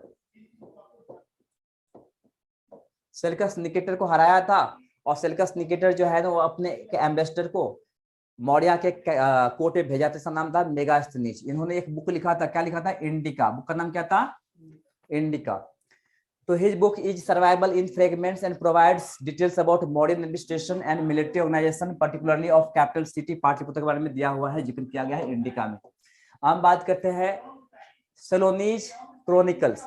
देखो ये सेलोनिक किसको बोलता है, ये बताइए, श्रीलंका को। क्या, तो ये श्रीलंकन क्रोनोलॉजी, मतलब श्रीलंका में जो है अशोक सम्राट अपने बेटा महेंद्रा और अपनी बेटी संघमित्रा को बुद्धिज्म को स्प्रेड करने के लिए श्रीलंका भेजा था, राइट। किसको, महेंद्रा और संघमित्रा। उनके बेटा का नाम महेंद्रा और बेटी का नाम संघमित्रा। उन दोनों को क्यों भेजा था श्रीलंका, बुद्धिज्म को स्प्रेड करने के लिए, राइट ना। तो इसलिए वहां पे जो लोग बुद्धिज्म बन गए वो लोगों ने क्या है, अशोका के बारे में लिखा है। उस बुक का नाम है दीपवंश और महावंश। उसमें भी दिया हुआ है, जिक्र किया गया है कि किस तरह से श्रीलंका में बुद्धिज्म को स्प्रेड किया गया अशोका के टाइम में। Addicts of Ashoka. अशोका खुद जो है बाद के समय में जो है वो बहुत सारे क्या है कि शिलालेख स्टार्ट किया। शिलालेख मतलब क्या, पत्थरों पे लिखना स्टार्ट कर दिया, ताकि आने वाले समय के जो लोग होगा वो उनके बारे में समझ सके, जान सके कि राजा का क्या मैसेज है। आई बात समझ में, यस और नो। तो inscription of Ashoka was first deciphered by the James Prinsep. ये बहुत बड़ा क्वेश्चन पूछा है कि अशोका के इंस्क्रिप्शन को सबसे पहले किसने डेसिफर्ड किया, मतलब उसको रीड कर पाया, समझ पाया कि क्या लिखा हुआ है। तो ये किसने लिखा है, ये जेम्स प्रिंसशिप ने, राइट ना, 1837 में। क्लियर। तो अभी ये भी होता है ब्राह्मी स्क्रिप्ट। तो मोस्ट ऑफ द एथिक्स क्या, ब्राह्मी स्क्रिप्ट पे लिखा हुआ था, ब्राह्मी स्क्रिप्ट। ओके देखिए, हाँ, Brahmi script were used for writing addicts particularly Pali and Prakrit language. ध्यान देना, पाली और प्राकृत लैंग्वेज हुआ करता था, लेकिन ब्राह्मी स्क्रिप्ट में लिखा करते थे। और उनको जेम्स प्रिंसशिप ने 1837 में रीडेबल बनाया। रीडेबल मीन्स क्या, डेसिफर्ड किया, जो हम लोग पढ़ पाए, समझ पाए, वैसा उनको बनाया। In north west India Ashoka inscription was also found in Kharosthi script. ये बात करें अफगानिस्तान की, अफगानिस्तान और पाकिस्तान जो है वहां पे भी मिला है अशोका का इंस्क्रिप्शन, जो कि खरोस्ती स्क्रिप्ट में लिखा था। और यहाँ का लैंग्वेज था अरेमिक। कौन सा लैंग्वेज था, राइट ना, यस और no. Name Ashoka occurs only in few minor edicts, कुछ ऐसे माइनर एडिक्ट्स जिसमें उसका नाम मेंशन है, जैसे मास की Girnar in Karnataka Madhya Pradesh, rest at all places edicts mention his at Devam Priya Priyadarshi. ध्यान दीजिएगा, इनका अलग अलग नाम है। लोग जो है उनको प्यार से देवम प्रिय बोलते थे या प्रियदर्शी बोलते थे, क्योंकि उनके राज्य में लोग प्रजा बहुत ही खुश रहते थे और उनको हमेशा देवता से तुलना करते थे कि वो एक देवता है, वो एक गॉड है, इसलिए देवम प्रिय या प्रियदर्शी ही उनको बोलते थे वहां के लोग। फेमस सांची स्तूपा, सारनाथ पिलर्स, आप पता है सारनाथ जहां का हमारा अभी क्या है, सारनाथ पिलर क्या है हमारा अभी इंडिया का एम्बलम है, क्या है ना। अभी जो है सारनाथ के पिलर जो है न्यू दिल्ली में क्या किया गया है, करेक्ट, तो वही सब है। चलिए, एडिक्ट्स ऑफ अशोका में कहां कहां पे एडिक्ट्स आप देख सकते हैं, कहां तक है, कंधार तक था, कहां था, अफगानिस्तान तक, है ना, यस और नो।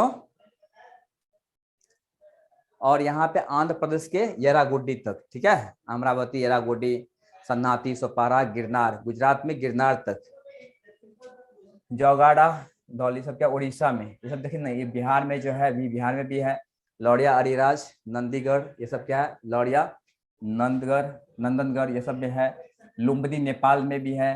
तो ये हर जगह पे क्या उसका इंस्क्रिप्शन आपको देखने को मिलेगा, ठीक है, समझ रहे हो। अब हम देखते हैं उनका सोर्स, कि मौर्य के बारे में कुछ सोर्स था जहां से पता चला मौर्य के बारे में। अब देखते हैं, Chandragupta Maurya founded Mauryan empire by defeating Nanda with the help of Kautilya, जो मैं आपको बताया था, right. In 305 BC he marched against Seleucus Nicator, तो देखो 305 में सेल्कस निकेटर को दोबारा हराया था।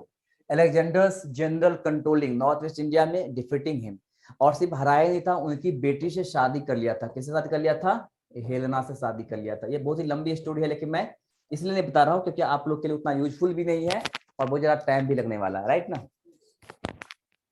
इसको हेलेना से शादी कर लिया था उसी में, राइट। हेलेना कौन थी, किसकी, निकेटर की बेटी थी।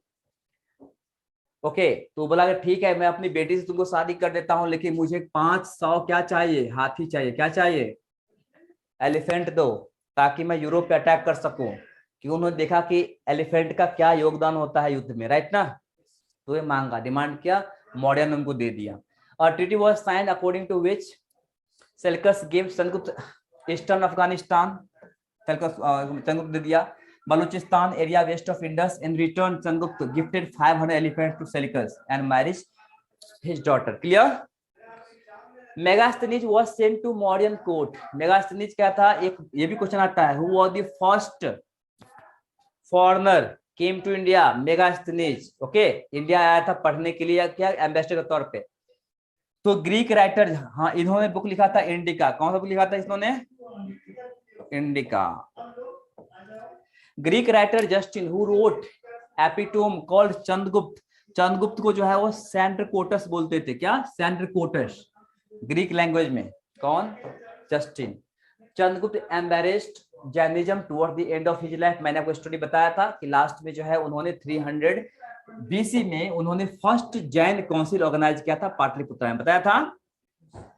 फर्स्ट जैन काउंसिल कब ऑर्गेनाइज किया गया था, 300 BC में, कहां पे, और वहां पे जैनिज्म जो है वो 2 पार्ट में डिवाइड हो गया था। कौन कौन सा पार्ट, श्वेतांबर एंड दिगंबर, नहीं पढ़ाया था, श्वेतांबर एंड, और फाइनली जो है भद्रबाहु के साथ वो चले गए नीलगिरी माउंटेन कर्नाटका, जहां पे श्रावण बेलगोला, और वहां पे उन्होंने समाधि ले लिए। क्या ले लिए, सेलखाना। सेलखाना मतलब क्या, slow starvation for salvation. Finally उनका समाधि वहां पे अभी तक है। वॉज को अब उसके बाद आया उसका बेटा बिंदुसार। बिंदुसार का नाम बिंदुसार क्यों पड़ा, बताया था स्टोरी, बता दिया था, ये सब पढ़ा दिया तो फिर क्यों बोले पढ़ाने के लिए, लेक्चर हो गया था ना। यही चल रहा था अभी, बिंदुसार फिर अशोक। हाँ, तो मैं पूछा तो बोला नहीं पढ़ाए थे, अभी तो बोला कि अलेक्जेंडर पढ़ाया था कि नहीं पढ़ाए थे। तो बोला था पढ़ाया, लेकिन अरे यार, मेरा टाइम वेस्ट करवा दिया ना इतना, 1-1.5 घंटा।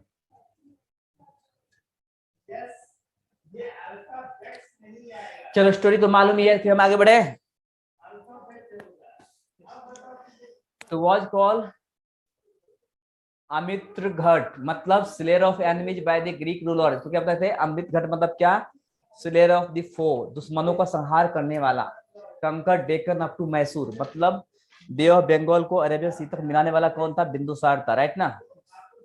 Okay, Nicator successor Antiochus replaced Megasthenes with Deimachus as a Greek ambassador at Mauryan court under Bindusara patronage. तो आप समझ में होंगे, उधर जो है निकेटर सक्सेसर जो था एंटियोकस, उन्होंने क्या मेगास्थनीज को बुला करके फिर डेमेकस को इंडिया में एम्बेसडर बना के भेजा था। Bindusara appointed Ashoka as the governor of Ujjain. मैंने बताया था स्टोरी अशोका का, बता दिया था कैसे लड़ाई होता है ब्रदर से, सब पूरा बता दिया था ना। अरे यार, तो फिर बोलना चाहिए ना, बता दिए थे। चलो, victorious war with Kalinga was the most important event of Ashoka's reign. Its effect on Ashoka had been described by Ashoka himself in the Rock 13। ये भी क्वेश्चन आता है कि कलिंगा को हराया था वो कौन से रॉक पे लिखा हुआ है? तो रॉक 13 पे लिखा हुआ है, ये भी याद रखना। As an effect of Kalinga war, Ashoka embraced Buddhism under the influence of Buddhist monks उपगुप्ता। उपगुप्ता कोई और नहीं, उसका ही भाई था, मुगली पुत्र उपगुप्ता, उनका ही भाई था तिस्सा, राइट ना? ये भी स्टोरी बताया था आपको किस तरह से तिस्सा से मिले और तिस्सा के साथ जो है ना वो बताया था ना, ये सब नहीं बताया था? भाई था, बोलो ये भी बताया था कि नहीं बताया था स्टोरी? फिर भी बताओ क्या मिले थे ये सब। कलिंगा वार के बाद कुछ कलिंगा वार हो गया था? नहीं हुआ था? तो फिर कलिंगा वार नहीं हुआ था, चलो ये समझ लो।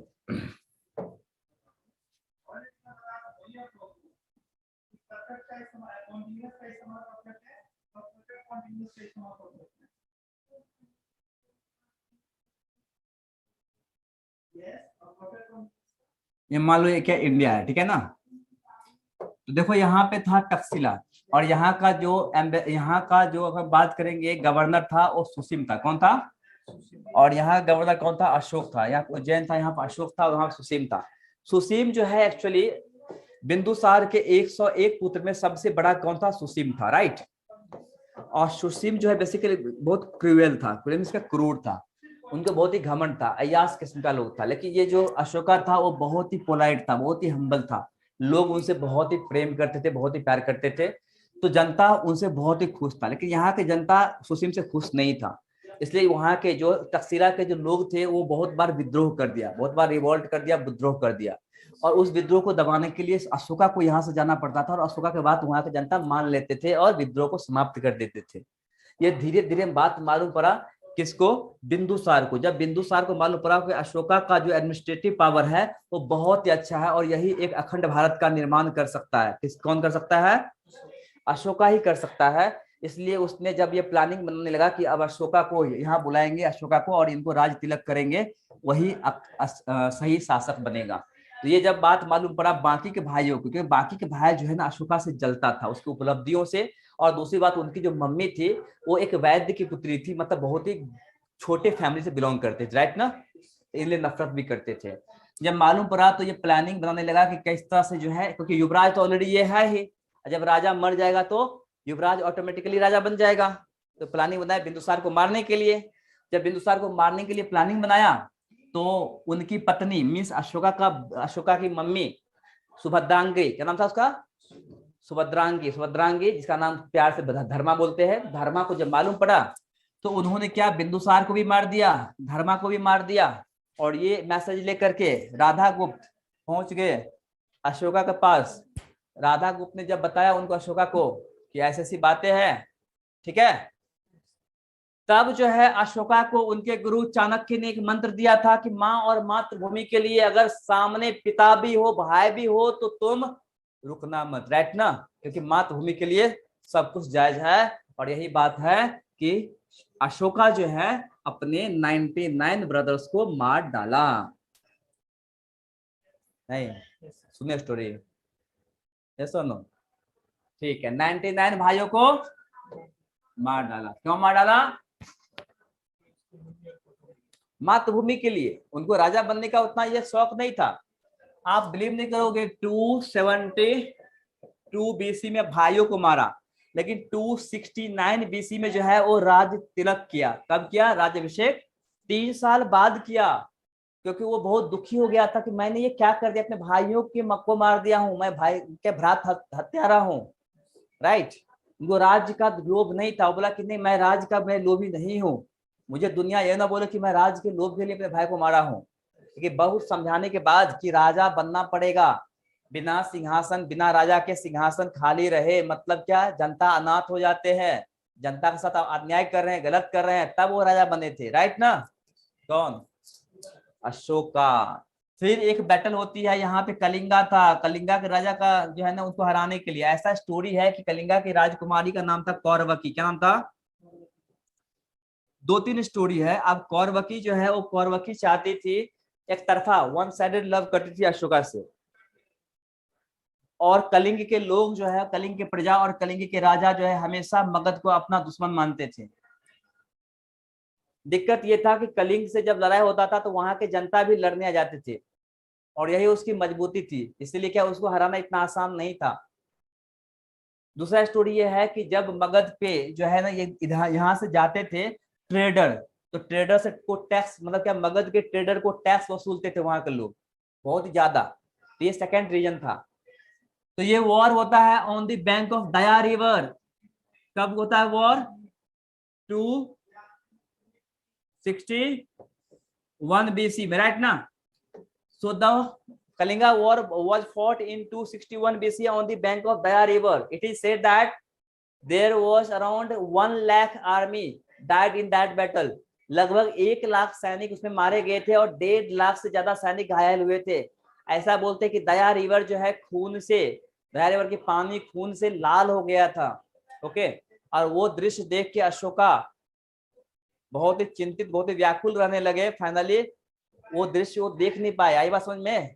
तो फिर फाइनली जो है चिंतित रहने लगे, बहुत ज्यादा वो इनसिक्योर फील करते थे अंदर से। तो उनका भाई तिस्सा, तब तक जो तिस्सा जो है वो मंक बन चुका था। क्या? बुद्धिस्ट मंक उसका छोटा भाई बन चुका था, राइट ना। ये तिस्सा को छोड़ के 99 को मार दिया, समझा।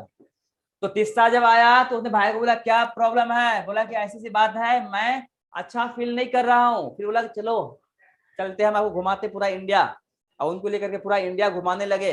और इंडिया घुमाते घुमाते घुमाते घुमाते फिर अशोक को मालूम पड़ा कि क्या जीवन है, क्या सही है, क्या गलत है, एवरीथिंग। और वो बुद्धिज्म को अपना लिए, और 250 बीसी में उन्होंने थर्ड बुद्धिस्ट काउंसिल ऑर्गेनाइज किए थे। क्या? थर्ड बुद्धिस्ट काउंसिल अशोका ने ऑर्गेनाइज किया था। क्लियर? तो पहले जो धर्म पहले था उसका लक्ष्य था दिग्विजय, मतलब वर्ल्ड विनर। बाद में क्या बन गया? धर्म विनर, मतलब धर्म विजय, हम किसी को मारेंगे नहीं, राइट ना, लेकिन प्यार से समझा करके। तो देखिए यहाँ पे आपने देखा हुआ है, प्रॉपर देखिए नंद मगध। तो जो शुरू में जो मगध था वो बहुत ही छोटा आपको दिख रहा होगा, राइट ना। ये पार्ट आप देख रहे हैं, ये किसके टाइम में था? ये था आपको हरियंक डायनेस्टी के टाइम में और शिशुनाग डायनेस्टी के टाइम में। लेकिन बाद में देखिए आप नंद डायनेस्टी के टाइम में कितना बड़ा हो गया। देखिए नंद जो है यहाँ पे पूरा यूपी को जीत लिया था, ये पार्टी के पूरा इधर जो है मध्य प्रदेश, यूपी, ये सब छत्तीसगढ़, झारखंड ये जीत लिया था। तो नंद डायनेस्टी के टाइम में आप देखिए चंद्रगुप्त मौर्य के टाइम में कितना बढ़ गया, फॉर्मेशन ऑफ मौर्यन एम्पायर।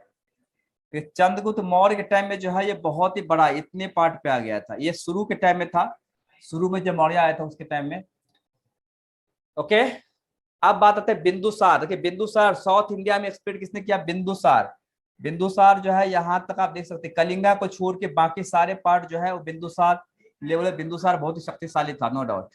देखिए पूरा ऑलमोस्ट यहाँ पे थोड़ा सा पार्ट को छोड़ के पूरा जीत लिया था। और इसके बाद अशोका, अशोका जो है इसको भी, कलिंगा को भी जीत लिया था।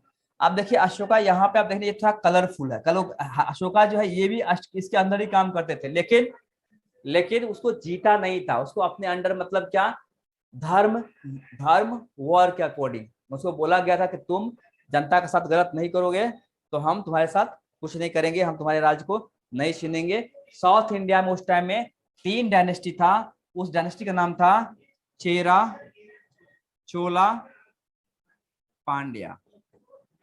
इन सबको छोड़ दिया था। ओके, इसलिए अशोका के टाइम में जितना बड़ा भारत था उतना बड़ा भारत कभी नहीं हुआ है। अशोका के टाइम में जितना बड़ा भारत था, अखंड भारत, वो भारत अभी तक नहीं हुआ है। सबसे बड़ा भारत था उस टाइम में, ठीक है ना। देख सकते हो आप क्या उस टाइम में पाकिस्तान तो पाकिस्तान, पाकिस्तान तो पाकिस्तान, इसके बाद क्या अफगानिस्तान भी था और बलूचिस्तान भी था इंडिया का पार्ट, राइट ना। हाँ, यस और नो। ओके, नेपाल भी था, भूटान भी था, सब था इंडिया का पार्ट। सर इंडियन सब कॉन्टिनेंट ना, इसे इंडियन सब कॉन्टिनेंट कैसे? हाँ, इंडियन सब कॉन्टिनेंट में ऑलमोस्ट सब तो इंडिया का ही था। अशोका, द ग्रेट अशोका, क्या बोलोगे, क्यों? ग्रेट थे वो, नो डाउट। चलिए, अरे उसका एडमिशन भी बहुत अच्छा था। Ashoka and Buddhism, Ashoka's conversion to Buddhism was gradual, not immediate, as he first became a Shakya उपासक। तो वो ऐसा नहीं था कि वो धीरे धीरे बना था, वो धीरे धीरे इसको स्वीकार किया था। पहले वो शाक्य उपासक बना था, मतलब ले डिसाइपल, मतलब क्या, 2.5 साल, मतलब क्या, 2.5 years लेटर बिकेम अ भिक्षुक, तब वो बना था भिक्षुक, monk, and gave up hunting, मतलब वो शिकार करना बंद किया था। तो ऐसा नहीं कि शुरू में स्टार्टिंग में ही बन गया बुद्धिज्म, डायरेक्टली एक्सेप्ट कर लिया, वो धीरे धीरे धीरे समझने लगा, जानने लगा, जब वो पूरा समझ गया कि नहीं ये सत्य में बहुत ही अच्छा धर्म है, तब स्वीकार किया था। कंस्टिट्यूटेड धम्मा यात्रा to Sarnath, Bodh Gaya etcetera, and appointed special officers called Dhamma Mahamatra. ये बहुत ही इंपॉर्टेंट है। देखिए धम्म महामंत्रा क्या है ये समझिए। धम्म महामंत्रा एक पोस्ट का नाम था, और उन्होंने लोगों को अपना मैसेज देना स्टार्ट किया, लोगों को बताने लगा कि एक्चुअली जिंदगी क्या है, समझो, जानो, तो मैसेज देते थे। According to Dhamma of Ashoka, देखो मैंने बताया था बुद्धिज्म में जो है वो त्रिरत्न है, क्या क्या, बुद्ध, याद होगा, नहीं याद, धम्म, त्रिरत्न बुद्धिज्म, बुद्ध धम्म संघ, बताया था। तो देखो एक्चुअली ये बुद्धिज्म का जो धम्मा है, इसके अकॉर्डिंग क्या बोला गया है कि if you do good deed, अगर आप अच्छे कर्म करते हो, देन यू विल गेट निर्वाण, तब आपको क्या मिलेगा, निर्वाण मिलेगा, क्या मिलेगा, निर्वाण की प्राप्ति होगी। अगर आप अच्छे कर्म करोगे तो आपको निर्वाण की प्राप्ति होगी। लेकिन अशोका का धर्म क्या कहता है, बोलता है if you do good deed then you will get swarg, तो आपको स्वर्ग की प्राप्ति होगी। अब देखिए यहाँ पे क्या है, अशोका बुद्धिज्म को एक्सेप्ट किया, लेकिन हिंदुज्म को कंप्लीटली छोड़ा भी नहीं, हिंदुज्म को कंप्लीटली छोड़ा भी नहीं, क्योंकि स्वर्ग की बात कर रहे हैं, राइट। निर्वाण मतलब क्या होता है, मोक्ष, सैल्वेशन, स्वर्ग की बात नहीं करते, क्लियर, यस और नो। तो ये अपना मैसेज देते थे, महामत्ता मतलब के पोस्ट था, गांव गांव में भेजते थे, या उनके जितने भी क्या है अशोक का पिलर है, शिलालेख है, उस पे वो लिखते थे। उनका कहना था कि people should respect their elders, लोगों को अपने बड़ों को आदर करना चाहिए, अपने टीचर को, ब्राह्मणों को, भिक्षुकों को, बड़ों को आदर करना चाहिए, आई बात समझ में, अपने पेरेंट्स को, सबको आदर करना चाहिए। ओके, दूसरा उन्होंने बोला था कि जो गरीब है, जो सर्वेंट है, जो भी स्लेव है, सर्वेंट है, गरीब है, उनको, उनके प्रति दया रखिए, भाव रखिए, करुणा रखिए, राइट ना, उनको आप टॉर्चर मत कीजिए, ये भी बोला गया था उनके धम्मा में। तीसरा उन्होंने बोला था, समझ रहे हो ना, कि अच्छे कर्म करोगे तो आपको स्वर्ग की प्राप्ति होगी। ये सब सारे मैसेज किसने बोला था, अशोका ने बोला था, क्लियर। बुद्धिज्म की को स्प्रेड करने के लिए महिंद्रा और अपनी बेटी संगमित्रा को श्रीलंका भेजा था। ओके, जहां पे उन्होंने एक पीपल के पेड़ का प्लांटेशन किया, जिसको बोधि ट्री के नाम से जानते, क्या, बोधि ट्री के नाम से जानते, क्लियर। और उसकी एक बेटी जो थी, जिसका नाम था,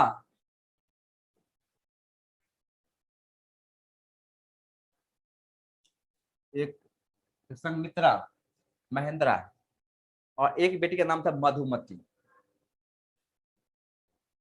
ये जो है मधुमती जो है बेसिकली ये नेपाल के राजा देवपाल के लव में पड़ गई, उनसे शादी कर लिया, वो भी गई थी बुद्धिज्म को स्प्रेड करने के लिए नेपाल, फाइनली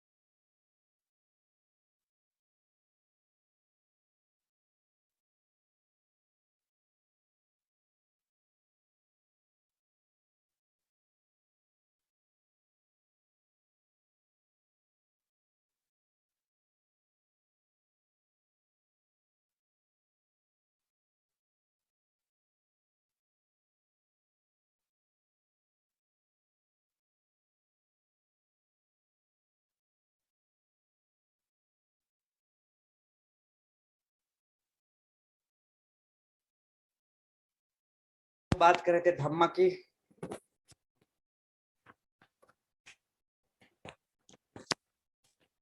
डाउट है?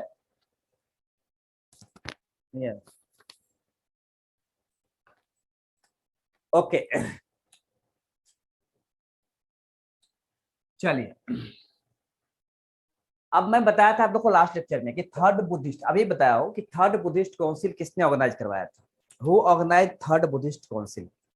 हिस्ट्री पढ़े थोड़ा सा बचपन में, थोड़ा बहुत याद होगा, नाम सुने होगा अशोक सम्राट का, सुने? ठीक है, तो थर्ड बुद्धिस्ट काउंसिल किसने ऑर्गेनाइज किया था? अशोक ने। और थर्ड बुद्धिस्ट काउंसिल के जो प्रीस्ट थे वो कौन थे?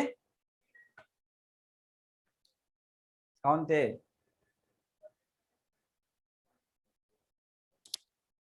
कौन थे? चितवन, Kanishka, Nitin, Rajdeep. Who were the priest of third Buddhist council? आप लिखते जाइएगा जो जो आपको नहीं पता है। थर्ड बुद्धिस्ट काउंसिल पे पूरा बताया था टेबल में। अरे उनका भाई था ही ना, तिस्सा, मोगलीपुत्र तिस्सा। किधर ध्यान रहता है तुम लोग का?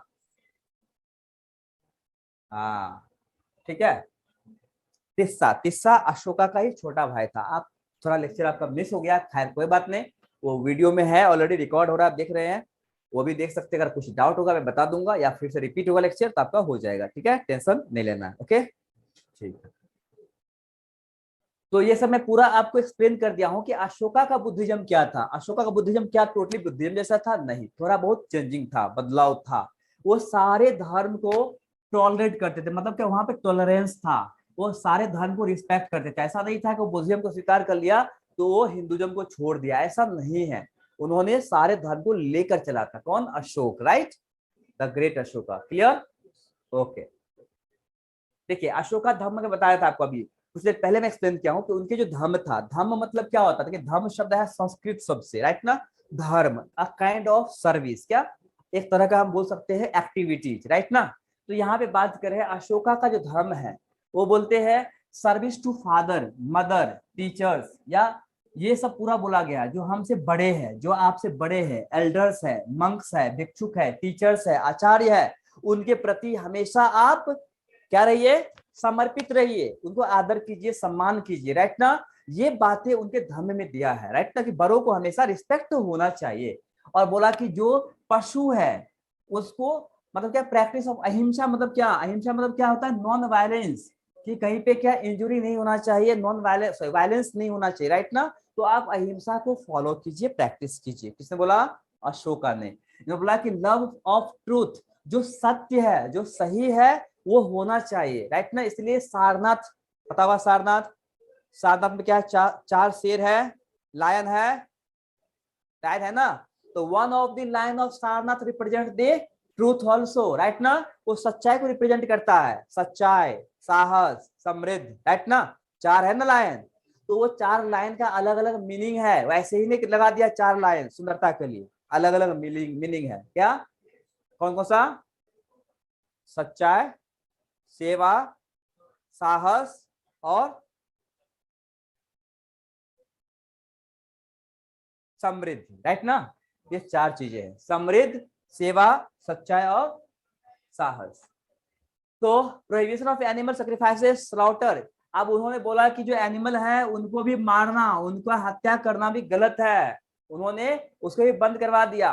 उन्होंने यही बोला कि जो अननेसेसरी, जो मीनिंगलेस रिचुअल है, ऐसे पूजा पाठ, ऐसे पद्धति जो मीनिंगलेस है, जिसका कोई मतलब नहीं है, जो समाज कल्याण के लिए नहीं है, ऐसे फेस्टिव गैदरिंग भी गलत है, सही नहीं है, राइट ना? तो ऐसे चीज को उसने क्या बैन करवा दिया, उनको वर्जित कर दिया। किन्होंने? अशोक ने, राइट? अच्छा क्या खराब किया? सही किया या गलत किया? अच्छा किया ना? नहीं, अननेसेसरी खर्च करना अभी भी होता है नॉर्थ इंडिया में। कोई जन्म लिया फिर भी भोज, मरा फिर भी भोज, शादी किया फिर भी भोज, बाल कटवाया फिर भी भोज। ये सब क्या है? अननेसेसरी नहीं है? ओके, क्या करें, खाना खाने के लिए हो ना हो, लेकिन 10 को खिलाने के लिए है, नहीं? चलिए, ह्यूमन ट्रीटमेंट ऑफ सर्वेंट, ये बोला गया है यहीं पे कि जो मर्सी, जो आपके सर्वेंट है, जो स्लेव्स है, उसके प्रति आप दया रखिए, करुणा रखिए, उनके साथ मर्सी रखिए, राइट ना, उसके साथ मानवता का व्यवहार कीजिए। ओके, यहाँ बात कर रहे हैं मानवता की, ह्यूमन की, राइट ना। तो human treatment of servants by the masters, prisoners by the government officers, right ना, उनके साथ आप गलत मत कीजिए। Courtesy to relation and liberty to Brahmin, जो ब्राह्मण है उनके साथ क्या है, आप थोड़ा लिबरल रहिए, राइट ना, हमेशा कटु वचन मत बोलिए, उनके साथ टॉलरेंट रहिए। ये सब क्या है, मतलब क्या, वो हर धर्म को लेकर चले थे। कंक्विस्ट थ्रू धर्म इंस्टीड ऑफ वॉर, मैंने क्या बोला कि कलिंग वॉर के बाद जब बुद्धिज्म को उसने स्वीकार किया, तो उसने, उनका जो मेन मोटो था वर्ल्ड विनर बनने का, मतलब दिग्विजय होने का, दिग्विजय मींस क्या, वर्ल्ड विनर बनने का, उनको उसने त्याग दिया और धर्म विजय की ओर चल पड़े। इसलिए अशोका के अलग अलग टाइम में अलग अलग नाम दिया गया है। शुरू में क्या बोला गया है अशोका को, काम अशोका, क्या बोला गया है, काम अशोका, बहुत ही शैतानी करता था लेकिन काम अशोका। बाद में क्या उसको बोला गया, चंड अशोका, क्या, चंड अशोका। जब अपने भाइयों को मारा था, जब कलिंगा वॉर हुआ था, उस टाइम के टाइम पीरियड क्या बोलते, चंड अशोका, राइट ना। उसके पहले क्या था, काम अशोका। जब वो गवर्नर था उज्जैन का, वहां उज्जैन के लोग बहुत ही प्यार करते थे, उसे बहुत ही प्रेम करते थे। उज्जैन के लोग इनको देवता के तुल्य मानते थे, इनको देवम प्रिय बोलते थे, प्रियदर्शी बोलते थे, राइट ना। किंतु अशोका को, तब के पीरियड क्या है, काम अशोका। काम का मतलब होता है वैसा, काम मींस क्या होता है, मोहने वाला, राइट ना, जिनको देख के लोग आकर्षित हो जाए, राइट। आई बात समझ में, जिनको प्रेम करने का मन करे, वही तो काम होता है। तो शुरू में क्या था, वो काम अशोका बोला गया था, राइट ना। बाद में क्या हो गया उनको, चंड अशोका। चंड अशोका मतलब वो डेंजरस रूप। अभी बताया स्टोरी, आप तो लेट आए हैं। 99 ब्रदर्स को मारा था उन्होंने, क्यों मारा था, माँ और मातृभूमि के लिए, राइट ना। तो 99 भाइयों को मारा था। और जब कलिंगा वॉर हुआ था, अभी बताया कलिंगा वॉर में कितने, 1 लाख सैनिक मारे गए थे और 1.5 लाख के आसपास घायल हुए थे, जिससे दया रिवर पूरा लाल हो गई उसकी पानी। तो उस टाइम पीरियड क्या, चंड अशोका। और बाद में जो बना उसका धर्म अशोका, क्या, तो अशोका को हम देखेंगे तो धर्म अशोका, धर्म लास्ट के समय क्या होता है, धर्म अशोका। अशोका अब धर्म के पास पे चल दिए। वो किसी से न को न हत्या करना, न मारना, चाहे पशु ही क्यों ना हो, राइट ना। वो जो है पहले क्या थे, नॉन वेजिटेरियन थे, बाद में क्या बन गए, वेजिटेरियन बन गए, राइट ना। यस और नो। अब राजा लोग शिकार नहीं करते, करते हैं ना, और वो शिकार भी करना बंद कर दिए, बोला कि नहीं ये गलत है। वही बात है। कंधार कहाँ पे है, कंधार कहाँ पे है, अफगानिस्तान में, कहाँ पे है, यही कंधार का पहले का नाम क्या था, गंधार, क्या, यही गंधार की प्रिंसेस थी, धृतराष्ट्र की पत्नी, क्या नाम था, गंधारी। नाम सुने हो, गंधारी के भाई का नाम शकुनी, नहीं सुने हो, वही तो नाम बदल दिया, कंधार हो गया, अभी भी कंधार है। यही कंधार जहां पे अटल बिहारी वाजपेयी के समय में हमारे एक एरोप्लेन को तालिबान ने हाईजैक कर लिया था, कंधार में, सुने होंगे आप लोग, पता नहीं, हाँ याद है, हाँ वही कंधार है। तो कंधार इंस्क्रिप्शन, वहां पे भी अशोका का क्या है, पिलर है, अशोका का शिलालेख है एक, मतलब शिलालेख मतलब क्या, पत्थरों पर लिखा गया इंस्क्रिप्शन, राइट ना। तो क्या इंस्क्रिप्शन है, speaks of success of his policies as hunter, fisherman gave up hunting. देखिए वो बहुत बड़ा हंटर था, फिशरमैन था, लेकिन वो हंटिंग भी छोड़ दिया, एनिमल को मारना छोड़ दिया, राइट ना, और एग्रीकल्चर प्रोडक्ट क्या प्रैक्टिस करने लगा था, right. Ashoka death was followed by division of the Maurya empire into 2 part. Ashoka का डेथ हुआ था 232 बीसी में, कब हुआ था, 232 बीसी में अशोका का जब मृत्यु हो गया था, तो उनका जो पूरा मगध है वो 2 पार्ट में डिवाइड हो गया, ईस्टर्न और वेस्टर्न, राइट ना, ईस्टर्न और वेस्टर्न। तो ईस्टर्न पार्ट में जो है उनके बेटा, इसका नाम था कुणाल, कुणाल रूल करने लगा, और वेस्टर्न पार्ट में उनका जो पौत्र था दशरथ मौर्य, क्या नाम था, दशरथ मौर्य, ये रूल करने लगा, उनका पौत्र। तो कुणाल और Dasharath Maurya.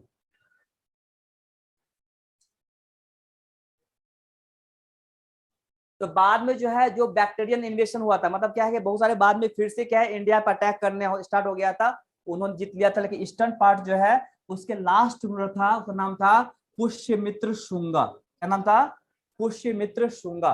And Pushyamitra Shunga, sorry last का नाम था Brihadratha Maurya, sorry Brihadratha Maurya. Brihadratha Maurya was the last ruler of Maurya dynasty. और इसके कैपिटल में, इसके राज में जो है Pushyamitra Shunga was army chief.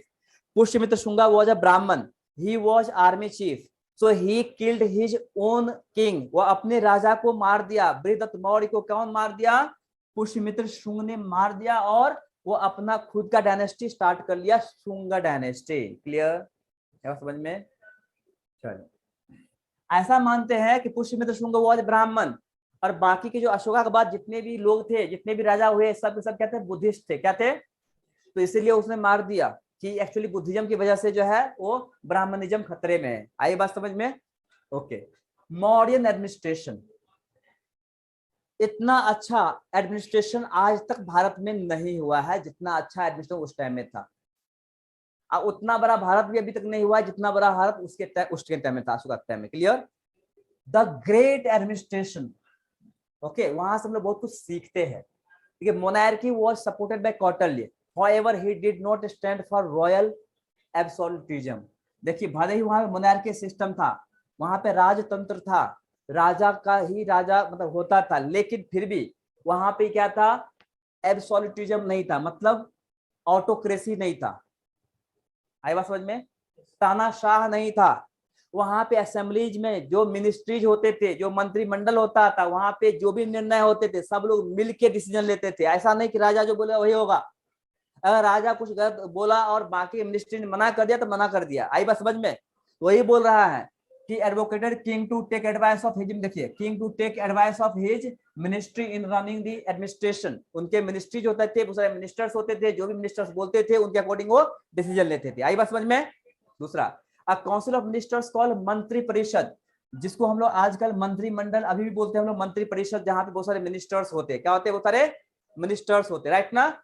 Assisted the king in the administration matter, council of ministers, जिसमें क्या? पुरोहित, महामंत्री, सेनापति, युवराज, महिषी, ऐसे बहुत सारे लोग जो है उनके मेंबर होते थे। किसके? मंत्री परिषद के मेंबर होते थे। और जब कभी भी इंपॉर्टेंट डिसीजन लिया जाता था तो सब लोग मिलकर के मीटिंग करते थे, राइट? यस और नो? जो कि अभी भी होता है ना? क्या बोलते हैं अभी? क्या होता है? Cabinet meeting. Civil servants known as Amatya, जो अभी होता है ना सिविल सर्वेंट्स, जिसको उस टाइम में अमात्य बोला जाता था, जिसको हम लोग आजकल बोलते हैं क्या? सेक्रेटरी। क्या बोलते हैं? Chief secretary, joint secretary, right ना? आई बात समझ? कैबिनेट सेक्रेटरी, उसी को उस टाइम क्या बोलते थे? अमात्य बोला जाता था। ठीक है? Were appointed to look after day to day administration, their selection method was given by Kautilya. आई बात समझ में? तो वहां से हमें बहुत कुछ सीखने को मिलता है आजकल का जो हमारा एडमिनिस्ट्रेशन है उससे। कुछ डाउट इसमें? नहीं। रेवेन्यू डिपार्टमेंट, देखिए, समहारता जो है वो इस डिपार्टमेंट का हेड होता था, चीफ होता था। The chief of the revenue department was in charge of collection of the all revenues of the department, जिसको हम लोग आजकल क्या बोलते हैं? IRS officer. क्या बोलते हैं?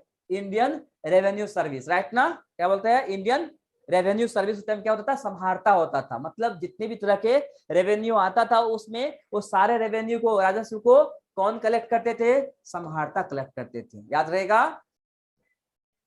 यस और नो? देखो, ये सब क्वेश्चन आता है, ये सब मेन वर्ड है, बहुत इंपोर्टेंट वर्ड सब है। बाकी आप याद रखो ना चलेगा, लेकिन ये वर्ड्स आपको याद रखना है। तो सन्निधाता क्या होता है? बेसिकली जिसको हम लोग आजकल बोलते हैं राजकोष, वही है chief custodian of the state treasury, मतलब उस टाइम में जिसको हम लोग आजकल बोलते हैं, क्या बोलते हैं? CAG। क्या बोलते हैं? Controller and auditor general. अभी क्या होता है? कंट्रोलर एंड ऑडिटर जनरल, मतलब सरकार के पास कितना पैसा आया है, कितना पास गया है, वो सब का रिकॉर्ड कौन रखता है? काग रखता है, राइट ना? सेम सन्निधाता कौन थे? Chief custodian of the state treasury and store house. Clear? ये नोट्स आपको मिल जाएगा, आप टेंशन मत लीजिए, ठीक है? आपको ये नोट्स मिल जाएगा, लेकिन जहां जहां डाउट होता है, क्योंकि आप थोड़ा लेट भी आए हो, ओके, खैर कोई बात नहीं, वीडियो में रिकॉर्ड हो गया होगा। अब कुछ भी डाउट होगा तो आप पूछ लेना, ठीक है? समझ लो, फर्स्ट लेक्चर थोड़ा सा दिक्कत होगी, वैसे भी क्या है एंशिएंट हिस्ट्री है और आप लोग पढ़ते भी नहीं बचपन में ना, बहुत ही कम पढ़ते हैं, दिक्कत हो सकती है। Commerce and industry, custom duty, उस टाइम में क्या था? कस्टम ड्यूटी था, फॉरेन अफेयर्स भी था उस टाइम में, वेट एंड मेजरमेंट भी था, was controlled by the officers known as the what? Adhyaksha. क्या उसको? अध्यक्ष बोलते थे ऑफिसर्स को, अध्यक्ष। क्लियर? समझ में आया? उस टाइम में जुडिशियल सिस्टम भी था, judicial chief justice of supreme court, उस टाइम पे सुप्रीम कोर्ट होते थे as capital, in modern times was known as, क्या उसको, धर्म अधिकारी। आई बात समझ में, जिसको हम आज क्या बोलते हैं, chief justice of supreme court, उस टाइम क्या होता है, धर्म अधिकारी। आई बात समझ में। Subordinate court were under Amatya and jail under appointed officer, तो अमात्य के अंदर ये होता था जेल और मुनाफिक। Provincial and local administration, modern empire was divided into 4 provinces, 4 provinces में डिवाइडेड था। अगर हम बात करेंगे वेस्ट में तक्षशिला, वेस्ट सॉरी नॉर्थ में तक्षशिला, वेस्ट में उज्जैन, साउथ में स्वर्णागिरी और ईस्ट में Kalinga. North Takshashila, west Ujjain, south Suvarnagiri, Kalinga east में, राइट ना। और सेंटर में क्या था, पाटलिपुत्र, सेंटर में, आई बात समझ में, तो पाटलिपुत्र। तो 4 प्रोविंस था और सेंटर तो था ही। Provincial governors were appointed from the royal family, जैसे मैं बताया था कि उज्जैन का गवर्नर कौन था, अशोक, और तक्षशिला कौन था, सुशीम, जो मैं स्टोरी बताया था कुछ देर पहले, क्लियर। तो provincial governor were appointed by royal family. District administration was under the charge of rajuka, ध्यान देना, जो डिस्ट्रिक्ट होता है, जैसे हम लोग आजकल बोलते हैं डिस्ट्रिक्ट में क्या, मेयर, क्या बोलते हैं उसको, मेयर बोलते हैं ना, यस और नो, होता है ना डिस्ट्रिक्ट में मेयर। उस टाइम में क्या होता था, राजुका, वो पूरा का पूरा जो है ना प्रॉपर देखते थे।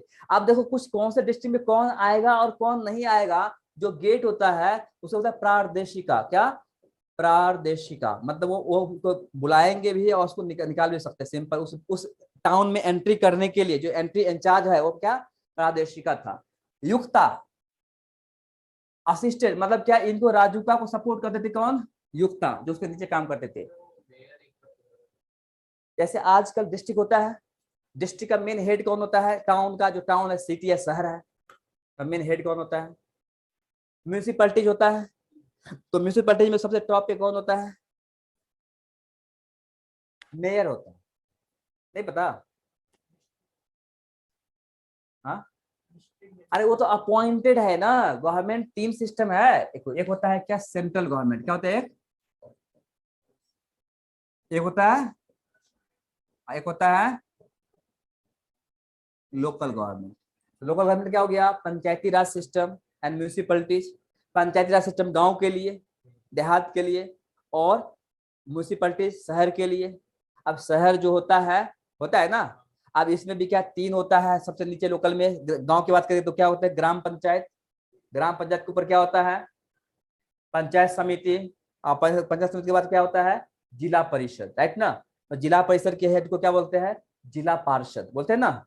तो गांव वालों के लिए जिला पार्षद टॉप पे, और शहर वालों के लिए टॉप पे क्या होता है, मेयर होता है। आई बात समझ में, कुछ डाउट। तो ये सब क्या है, सब के सब क्या इलेक्टेड है, जिसको लोगों ने इलेक्ट किया है, ऐसा ना। और जो डीएम वगैरह वो सब क्या है, सब अपॉइंटेड है। तो अगर आपको डीएम की बात करेंगे तो डीएम में क्या हो जाएगा, राजुका हो जाएगा, क्या हो जाएगा, हाँ बोल सकते हैं, उस टाइम तो राजतंत्र ही था ना, राजतंत्र ही था, इलेक्शन तो होता नहीं था, तो उसको डीएम भी बोल सकते हैं, क्लियर, या मेयर बोल सकते हैं। वो in turns assisted by the yukta. Village administration was in head of gramini, जो गांव के जो मेन हेड उसको क्या होते ग्रामणी बोलते थे। और ये मैं बताया था आपको, ऋग्वेदिक टाइम में भी ग्रामणी ही बोला जाता था, राइट ना, ऋग्वेदिक बताया था, ऋग्वेद, ठीक है। His official supervisors called Gopa, तो ये 10 या 15 विलेज के जो हेड है उसको क्या बोलते थे, गोपा बोलते थे। गोपा एक्चुअली क्या आया है, ऋग्वेद से, गोपा, गो मीन्स गाय, पा मीन्स पालने वाला, गोपालक, गोपा, राइट, मतलब protector of cow, right. Art and architecture, use of stone to make monuments started in time of Ashoka. तो देखिए स्टोन का जो मॉन्यूमेंट बनाना शुरू कब हुआ था, अशोका के टाइम में स्टार्ट हुआ था।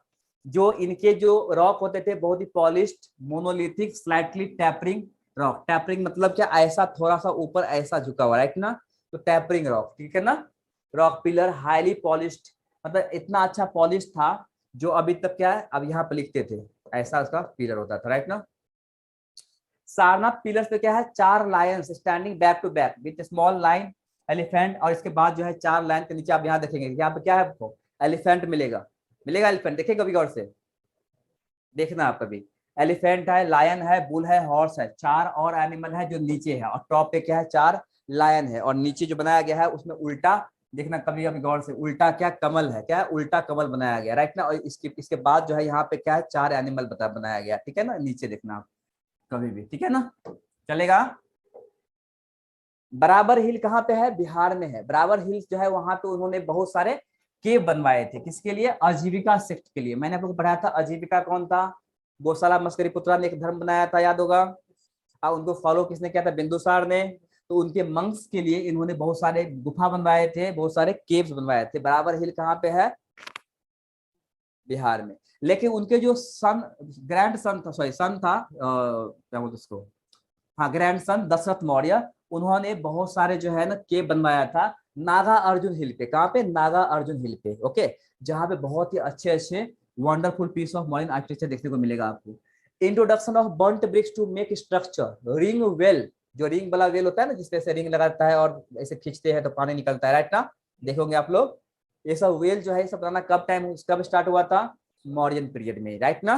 उस टाइम में था नॉर्दर्न, ध्यान दीजिए NBPW मतलब northern black polished where, right ना।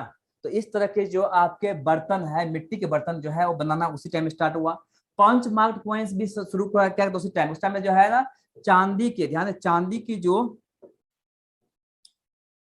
रूप का, चांदी के जो रुपया उसको रूप का बोलते थे, और जो आपका कॉपर के जो होता था, कॉपर सिल्वर क्वाइन रूप का, और copper coin it was called tamra rupa, क्या, ताम्र रूपा ऐसा नाम था।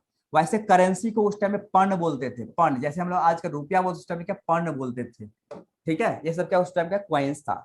May be art of the making steel started by Maurya. हालांकि ये नहीं पूछेगा आपसे, इतना इंपॉर्टेंट नहीं है, वैसे फिर भी देख लो एक बार। ऐसा बोलते कि एक्चुअली इतना अच्छा एडमिनिस्ट्रेशन था, इतना अच्छा एम्पायर था, तो फिर उसका खत्म क्यों हुआ। तो अशोकाज प्रो बुद्धिस्ट पॉलिसी, ऐसा मानते हैं कि अशोका और अशोका का आने वाले जितने भी सक्सेसर था वो सब लोगों ने बुद्धिज्म पे ज्यादा फोकस किया था, और बाकी के धर्म जो है उतना ज्यादा उसे फोकस नहीं किया था। बुद्धिज्म क्या है, नॉन वायलेंस चीज दिया हुआ है, राइट ना। अब राजा है, अगर वायलेंस नहीं करेंगे तो आपको आप खत्म हो जाएंगे, राइट ना। तो वो बात भी है इनका। और आपको बताया था पुष्यमित्र शुंगा जो है उनके अंतिम शासक को मार दिया था, राइट ना, यस और नो। तो ये वीक सक्सेसर्स जो उनके बाद में हो गया था, 2 पार्ट में डिवाइड हो गया था। यही सारे क्या है 2-3 बातें हैं जिसकी वजह से जो है वो खत्म हो गया। एक बार आप लोग रीड कर लीजिएगा, कोई बात नहीं, टाइम हो गया है। नेक्स्ट हम लोग पढ़ेंगे पोस्ट मॉडर्न पीरियड, जिसमें हम लोग पढ़ेंगे गुप्ता पीरियड सबके बारे में, ठीक है ना। तो आज के लिए बस, ज्यादा हो गया, आप लेट आए, खैर कोई बात नहीं। सर ये नेक्स्ट टाइम पीडीएफ ग्रुप पे डलवा दीजिएगा सर। ठीक है, ठीक है, मैं डलवा दूंगा आपको ग्रुप पे। ग्रुप पे आपको मैडम, ग्रुप है ना, हाँ ठीक है, यस सर। चलिए।